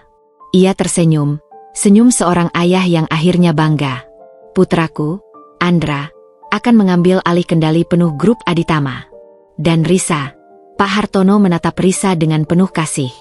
Risa Wulandari, sebagai pewaris Yayasan Bunga Kasih, akan menjadi mitra strategis utama grup Aditama. Yayasan dan perusahaan akan bekerja sama untuk mengubah wajah bisnis keluarga kami menjadi lebih etis dan berfokus pada amal. Keputusan ini membuat para kerabat terkejut, namun tidak ada yang berani membantah. Mereka tahu, kekayaan yang dibawa Risa kini adalah oksigen bagi perusahaan yang reputasinya baru saja tercoreng. 3 hari berlalu. Rumah tangga mewah keluarga Aditama terasa sangat sepi, seperti istana yang kehilangan ratunya, namun menemukan jiwanya. Risa dan Andra menghabiskan waktu mereka dalam keheningan yang nyaman, mencoba memulihkan diri dari badai emosi. Mereka duduk di teras belakang, di bawah naungan pohon yang rindang, sebuah kontras yang menenangkan dari panggung pelaminan yang penuh drama. Bagaimana perasaanmu, Andra? Tanya Risa lembut, menyandarkan kepalanya di bahu Andra. Aku merasa hampa, tapi juga lega, jawab Andra, mengusap rambut Risa. Hampa karena aku kehilangan ibuku, terlepas dari kejahatannya. Lega, karena aku tahu kebenaran, dan aku bebas dari tekanan itu. Ayah juga terlihat seperti pria yang berbeda. Risa. Ia seperti baru menemukan keberaniannya lagi. Paman Hartono sudah terlalu lama hidup dalam ketakutan, kata Risa. Sekarang ia bebas. Dan kau adalah pahlawanku. Kau membuktikan cintamu di tengah badai terbesar. Kau pantas mendapatkan kedamaian. Kau juga, sayang. Kau adalah pahlawan sejati. Kau datang sebagai gadis sederhana, dan kau pergi sebagai pewaris yang mengembalikan martabat keluarga ini. Kita harus berterima kasih pada ibumu, Wulandari. Dia merancang sebuah rencana yang sempurna untuk melindungi kebenaran, kata Andra, mencium liontin bintang di leher Risa. Liontin ini, kata Risa, memegangnya. Ini bukan hanya perhiasan. Ini adalah jembatan antara masa lalu dan masa depan. Sore itu, Risa pergi ke panti asuhan tempat ia dibesarkan. Ia disambut dengan pelukan hangat dari Bei Ani dan semua anak-anak panti. Ia tidak datang sebagai pewaris, melainkan sebagai Risa yang sama. Risa, nak, kami semua bangga padamu. Kau tidak melupakan kami, bahkan setelah semua keajaiban yang terjadi, ujar Bei Ani, matanya berkaca-kaca. Bei, panti ini adalah rumah pertamaku, dan akan selalu begitu, kata Risa tulus. Yayasan Bunga Kasih kini sepenuhnya milikku. Aku tidak akan membiarkan panti ini kekurangan apapun lagi. Aku akan memastikan setiap anak di sini mendapatkan masa depan yang cerah. Risa juga menceritakan semua kebenaran tentang ibunya, Wulandari. Bei Ani menangis haru. Ternyata, Wulandari pernah menjadi relawan di panti itu sebelum menikah, dan ia sangat mencintai tempat itu. Ternyata, Wulandari adalah malaikat pelindung panti ini, bisik Bei Ani. Beberapa minggu kemudian, kehidupan keluarga Aditama memasuki babak baru. Bu Renata menjalani proses hukum, dan Pak Hartono menanganinya dengan kepala tegak, meskipun hatinya sakit. Andra menjadi CEO baru grup Aditama, didukung penuh oleh aset Yayasan Bunga Kasih milik Risa. Mereka mengubah citra perusahaan menjadi lebih modern, transparan, dan berorientasi pada sosial. Bisnis mereka tidak hanya tumbuh, tetapi juga mulai memancarkan cahaya moral yang selama ini hilang. Risa tidak hanya duduk diam sebagai istri CEO. Ia mengambil peran sebagai direktur pengembangan sosial di grup Aditama, memastikan bahwa setiap proyek bisnis memiliki dampak positif bagi masyarakat, bekerja sama erat dengan Tuan Wiratama dan Yayasan Bunga Kasih. Di malam hari, Risa dan Andra berbaring di kamar mewah mereka, yang kini terasa nyaman dan hangat. Kau tahu, Risa, kata Andra, menatap langit-langit. Aku bersyukur Ibu Renata menghinamu di pelaminan hari itu. Risa menoleh, mengernyitkan dahi. Mengapa? Karena jika dia tidak menghinamu, ayah tidak akan terdorong untuk bertindak, Tuan Wiratama tidak akan mengungkapkannya, dan kita tidak akan tahu kebenaran tentang Tante Wulandari. Penghinaan itu, sayang, adalah catalyst untuk keadilan dan kebebasan kami. Itu adalah kekalahan terindah yang pernah kulihat. Risa tersenyum, menyandarkan kepalanya di dada Andra. Dan cincin perak sederhana kita, yang dianggapnya murahan, ternyata adalah cincin paling berharga. Cincin yang menjadi saksi cinta sejati, di tengah tumpukan kebohongan. Mereka berdua menutup mata, merasakan kehangatan dan kedamaian yang akhirnya mereka temukan. Risa, gadis miskin yatim piatu yang dihina di pelaminan, kini menjadi pemimpin yang kuat, istri yang dicintai, dan penjaga kebenaran. Ia tidak hanya mendapatkan warisan, ia mendapatkan keluarga yang sesungguhnya. Cinta telah memenangkan segalanya. Beberapa bulan berlalu sejak badai pengungkapan kebenaran mereda. Keheningan yang sempat menyelimuti kediaman keluarga Aditama kini telah tergantikan oleh kesibukan yang produktif. Ruangan yang tadinya penuh dengan bisik-bisik intrik, kini diisi dengan diskusi tentang etika bisnis dan tanggung jawab sosial. Risa telah sepenuhnya mengambil peran barunya sebagai Direktur Pengembangan Sosial Grup Aditama, bekerja bahu-membahu dengan Andra, yang kini memimpin perusahaan dengan visi yang jauh lebih humanis. Di balik kemeja kantor yang rapi, Risa masihlah gadis dengan hati panti asuhan. Namun kini ia memegang kendali atas sumber daya yang tak terbatas. Proyek perdananya adalah mengubah panti asuhan Kasih Bunda, tempat ia dibesarkan, menjadi pusat pendidikan dan pelatihan keterampilan terpadu. Ia tidak hanya menyumbang uang, ia menyuntikkan jiwa dan strategi bisnis ke dalam badan amal. Di ruang kerjanya yang luas, yang ironisnya adalah bekas ruang kerja Bu Renata, Risa duduk menghadap jendela besar. Kota terhampar di bawahnya, dan ia merasa seperti seorang arsitek yang siap membangun masa depan yang lebih baik. Telepon di mejanya berdering. Itu Pak Hartono. Sejak pengakuan Bu Renata, hubungan Risa dan Pak Hartono semakin erat. Pak Hartono kini menjadi penasihat senior yang bijaksana, berusaha keras menebus kelalaiannya di masa lalu. Risa, semuanya sudah siap. Peresmian, pusat komunitas Wulandari, besok harus berjalan lancar. Ini akan menjadi grand launch untuk wajah baru grup Aditama, ujar Pak Hartono dengan nada bersemangat. Terima kasih, Paman, jawab Risa. Aku ingin ini lebih dari sekadar peresmian. Aku ingin ini menjadi simbol bahwa bisnis yang besar harus memiliki hati yang besar. Kau benar. Dunia usaha kita selama ini terlalu kaku. Risa, terlalu fokus pada angka, sampai lupa pada manusia. Pak Hartono menghela napas. Paman ingin meminta pendapatmu. Besok, saat konferensi pers, Paman ingin meminta maaf secara publik atas perlakuan Renata dan kegagalan Paman sebagai seorang suami dan kepala keluarga. Risa terdiam sejenak. Paman, permintaan maaf tidak harus selalu diumumkan. Tindakan Paman selama beberapa bulan terakhir, mengambil alih tanggung jawab, mendukung Andra, dan membangun kembali Yayasan Bunga Kasih, sudah lebih dari cukup. Tapi jika itu bisa meringankan beban Paman, lakukanlah. Aku akan berdiri di samping Paman. Terima kasih, Nak. Kau benar-benar cerminan sempurna dari Wulandari, kata Pak Hartono, suaranya dipenuhi haru. Keesokan harinya, panti asuhan Kasih Bunda telah berubah total. Bangunan lama dicat ulang dengan warna cerah, ruang kelas diperbaharui, dan terdapat sebuah workshop keterampilan yang dilengkapi alat-alat modern. Semua berkat kolaborasi antara grup Aditama dan Yayasan Bunga Kasih. Media nasional hadir beramai-ramai. Mereka bukan lagi meliput skandal, melainkan kisah transformasi yang inspiratif. Di atas panggung, Risa berdiri di antara Andra, Pak Hartono, dan Tuan Wiratama. Ia mengenakan setelan bisnis yang elegan, namun liontin bintang sederhana itu tetap melingkari lehernya, menjadi simbol pengingat akan asal-usulnya.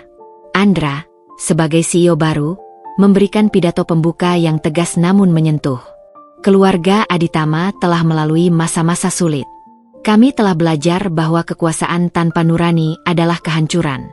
Hari ini, kami mempersembahkan wajah baru grup Aditama, yang berlandaskan pada etika, transparansi, dan yang terpenting, cinta. Ini semua berkat istri saya, Risa Wulandari. Tepuk tangan bergemuruh. Kemudian giliran Risa yang maju ke mikrofon. Wajahnya bersinar, ia tidak gugup. Ia berbicara dari hati. Banyak yang mengenal saya sebagai gadis yatim piatu yang dihina di pelaminan. Saya tidak malu dengan label itu. Justru, panti asuhan ini membentuk siapa saya hari ini, ujar Risa, matanya menyapu wajah-wajah anak panti yang bersemangat di barisan depan. Kolaborasi ini, lanjut Risa, menunjuk spanduk di belakangnya yang bertuliskan, Kemitraan Abadi Aditama, Wulandari. Bukan hanya kemitraan bisnis. Ini adalah perwujudan janji mendiang ibu saya, Wulandari, untuk selalu menjaga yang lemah.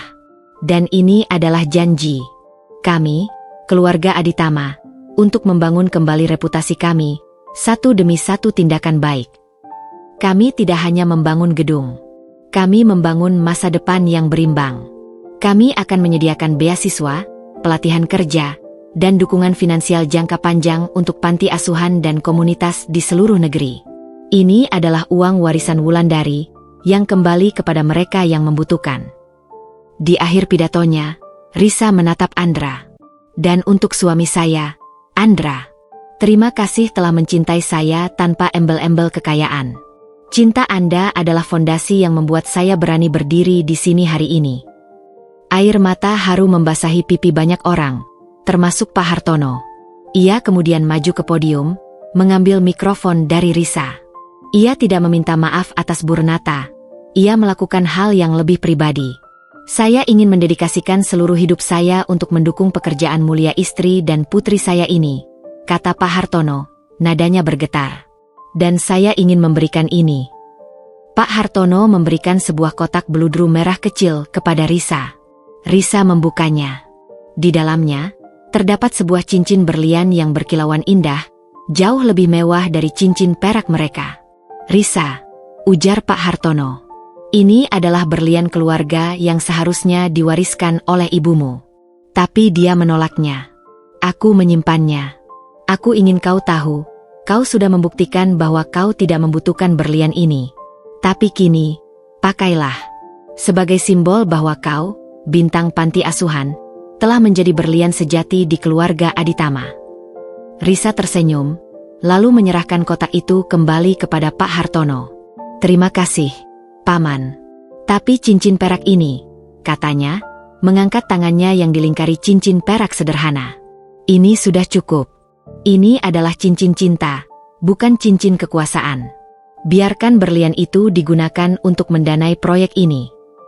Keputusan Risa disambut tepuk tangan yang jauh lebih meriah daripada yang bisa diberikan oleh kilauan berlian manapun. Para wartawan berebut mencatat, gadis miskin itu menolak berlian triliunan. Momen itu menjadi epilog sempurna bagi kisah ini. Risa tidak hanya memenangkan hati Andra, ia memenangkan keluarga Aditama, dan ia mengubah warisan ibunya menjadi warisan kebaikan yang akan abadi. Mereka kini melangkah menuju cakrawala baru, di mana cinta dan kebenaran adalah mata uang paling berharga. Beberapa tahun telah berlalu sejak konferensi pers di depan pusat komunitas Wulandari. Risa dan Andra tidak hanya mengukir nama di dunia bisnis, tetapi juga di hati masyarakat. Mereka telah menjadi simbol regenerasi, membuktikan bahwa kekayaan dan kekuasaan dapat berjalan seiring dengan etika dan kemanusiaan. Rumah tangga Aditama, yang tadinya terasa dingin dan dijaga oleh ambisi, kini dipenuhi tawa dan kehangatan. Pak Hartono telah menemukan kembali kedamaian dan tujuan hidupnya. Ia menghabiskan sebagian besar waktunya mengelola aset pribadi Risa, memastikan setiap sen dari warisan Wulandari digunakan untuk kepentingan amal sesuai wasiat adiknya. Suatu sore yang tenang, di kantor Risa yang kini tampak lebih hidup dengan tanaman-tanaman hijau, Andra masuk membawa 2 cangkir kopi. Kau terlihat sangat sibuk, Nyonya Direktur, goda Andra, mencium kening Risa. Risa tersenyum, menutup dokumen perencanaan pembangunan rumah sakit gratis di daerah terpencil. Tentu saja, proyek rumah sakit bintang sedang menunggu. Uang Yayasan Bunga Kasih tidak boleh diam terlalu lama. Kau tahu, sayang, grup Aditama telah mencapai puncak baru, bukan karena aku, tapi karena sentuhan emasmu. Kepercayaan publik terhadap kita melonjak, dan semua mitra ingin bekerja sama dengan perusahaan yang punya hati, kata Andra, duduk di seberang Risa. Dan semua itu dimulai dengan cincin perakmu dan penolakanmu terhadap berlian ayah. Risa tertawa pelan. Itu hanya menegaskan apa yang sudah kita buktikan, Andra. Nilai kita tidak diukur dari apa yang kita kenakan. Omong-omong soal nilai dan masa lalu, kata Andra, nadanya sedikit berubah menjadi serius. Aku baru saja mendapat kabar dari pengacara. Ibu Renata meminta kami menjenguknya. Ini adalah kunjungan terakhir sebelum ia dipindahkan ke penjara dengan pengamanan minimum. Risa menghela napas. Bayangan Bu Renata di balik jeruji besi selalu membawa sedikit duka. Meskipun Risa adalah korban kejahatannya, ia juga adalah menantu yang memiliki hati pemaaf. Ia mengerti bahwa kejahatan Bu Renata lahir dari ketakutan yang salah arah, bukan dari kegilaan murni. Apa Paman Hartono akan ikut? Tanya Risa. Ayah bilang dia akan datang, tapi dia ingin berbicara denganmu dulu sebelum kita bertemu ibu, jawab Andra. Sore harinya, mereka bertiga tiba di sebuah ruang kunjungan yang sunyi di lapas wanita. Bu Renata muncul, mengenakan seragam penjara, wajahnya tampak tua dan lelah. Kilauan matanya yang dulu penuh kesombongan kini hanya menyisakan bayangan penyesalan. Pak Hartono mendekati istrinya lebih dulu. Ruangan itu dipenuhi keheningan yang menyesakkan, seolah tembok-temboknya menahan napas. Renata, ujar Pak Hartono lembut. Setelah sekian lama, aku datang. Bu Renata menangis pelan. Hartono, aku minta maaf. Aku menyesal. Aku menghancurkan hidupku, hidupmu, dan kehidupan Andra. Kau memang melakukan kesalahan fatal, Renata. Tapi kau sudah membayar harganya. Dan kami memaafkanmu, kata Pak Hartono, tulus. Aku akan menjagamu. Aku tidak akan meninggalkanmu, meskipun kau harus menjalani hukuman. Kau tetap ibunya Andra. Bu Renata terisak. Aku tidak pantas mendapatkan pengampunan ini, terutama dari Risa. Saatnya Risa maju. Ia duduk di kursi di hadapan Bu Renata. Tangannya diletakkan di atas meja, di samping tangan Bu Renata. Bu Renata, kata Risa, saya datang bukan untuk menghakimi. Saya datang sebagai menantu Anda. Bu Renata menatap Risa, tatapan yang penuh rasa malu. Kau datang? Setelah semua yang kulakukan? Aku menghinamu. Aku mencoba membuatmu pergi. Aku membunuh ibumu karena aku takut kau akan merebut Hartono dariku. Saya tahu, Bu. Tapi saya mengerti, ujar Risa. Ketakutan adalah racun yang jauh lebih mematikan daripada biji teratai hitam. Itu meracuni hati, pikiran, dan keluarga. Risa menunjukkan cincin peraknya. Anda menghina cincin ini karena harganya murah. Tapi justru cincin inilah yang menyelamatkan saya, menyelamatkan Andra, dan menyelamatkan Paman Hartono. Cincin ini membuktikan cinta yang tulus, dan cinta tulus itu membuka kebenaran. Liontinmu, dan liontin bintang ibumu, bisik Bu Renata. Setiap kali aku melihatnya, aku merasa Wulandari ada di dekatku. Aku selalu tahu, ada yang aneh. Aku hanya terlalu keras kepala untuk mengakuinya. Ibu Wulandari telah damai, Bu. Dan dia ingin saya memaafkan Anda. Karena kebencian hanya akan melanjutkan racun itu, kata Risa. Saya memaafkan Anda, Bu Renata. Demi kedamaian hati saya, demi Andra, dan demi masa depan keluarga kami. Pengampunan itu, yang datang dari mulut orang yang paling ia sakiti, membuat Bu Renata ambruk. Ia menangis terseduh-seduh, memeluk Risa erat-erat melewati sekat meja. Andra dan Pak Hartono hanya bisa berdiri menyaksikan. Hati mereka dipenuhi campuran rasa sakit dan pembebasan. Setelah kunjungan yang emosional itu, mereka bertiga meninggalkan lapas. Matahari terbenam, mewarnai langit dengan spektrum jingga dan ungu, seolah menandai akhir dari babak gelap dan dimulainya babak yang penuh harapan. Aku merasa lega, kata Andra, saat mereka berkendara pulang. Seperti ada beban yang terangkat dari bahuku dan bahu ayah. Aku juga, Andra, sahut Risa. Sekarang, kita bisa sepenuhnya fokus pada masa depan, tanpa bayang-bayang masa lalu. Di tahun-tahun berikutnya, Risa dan Andra menjadi pasangan dinamis yang tak terpisahkan. Risa melahirkan seorang putri, yang mereka beri nama Wulandari Bintang Aditama, sebagai penghormatan kepada almarhum Ibu Risa dan Liontin yang menjadi kunci kebenaran. Pusat komunitas Wulandari berkembang pesat. Panti Asuhan Kasih Bunda kini menjadi salah satu lembaga amal terbaik di Asia. Grup Aditama tidak hanya mencatatkan laba, tetapi juga memberikan kontribusi sosial terbesar di negara itu. Risa dan Andra telah membuktikan bahwa perkawinan antara kekayaan dan moralitas adalah formula kesuksesan yang sesungguhnya. Mereka sering mengunjungi panti asuhan, bukan sebagai donatur, melainkan sebagai keluarga. Risa mengajari anak-anak di sana tentang rempah-rempah dan tanaman obat, berbagi warisan kecil dari ibunya. Ia memastikan setiap anak tahu bahwa asal-usul miskin bukanlah kutukan, melainkan fondasi untuk membangun kekuatan sejati.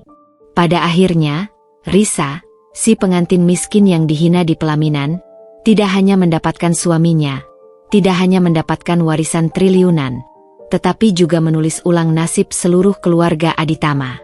Ia mengukir namanya di atas batu, bukan dengan berlian, melainkan dengan ketulusan, keberanian, dan pengampunan. Kisah mereka menjadi legenda baru di kalangan elit. Kisah tentang seorang gadis yang modalnya hanya cinta, namun akhirnya ia yang memimpin dan menyelamatkan kerajaan dari kehancuran moralnya sendiri.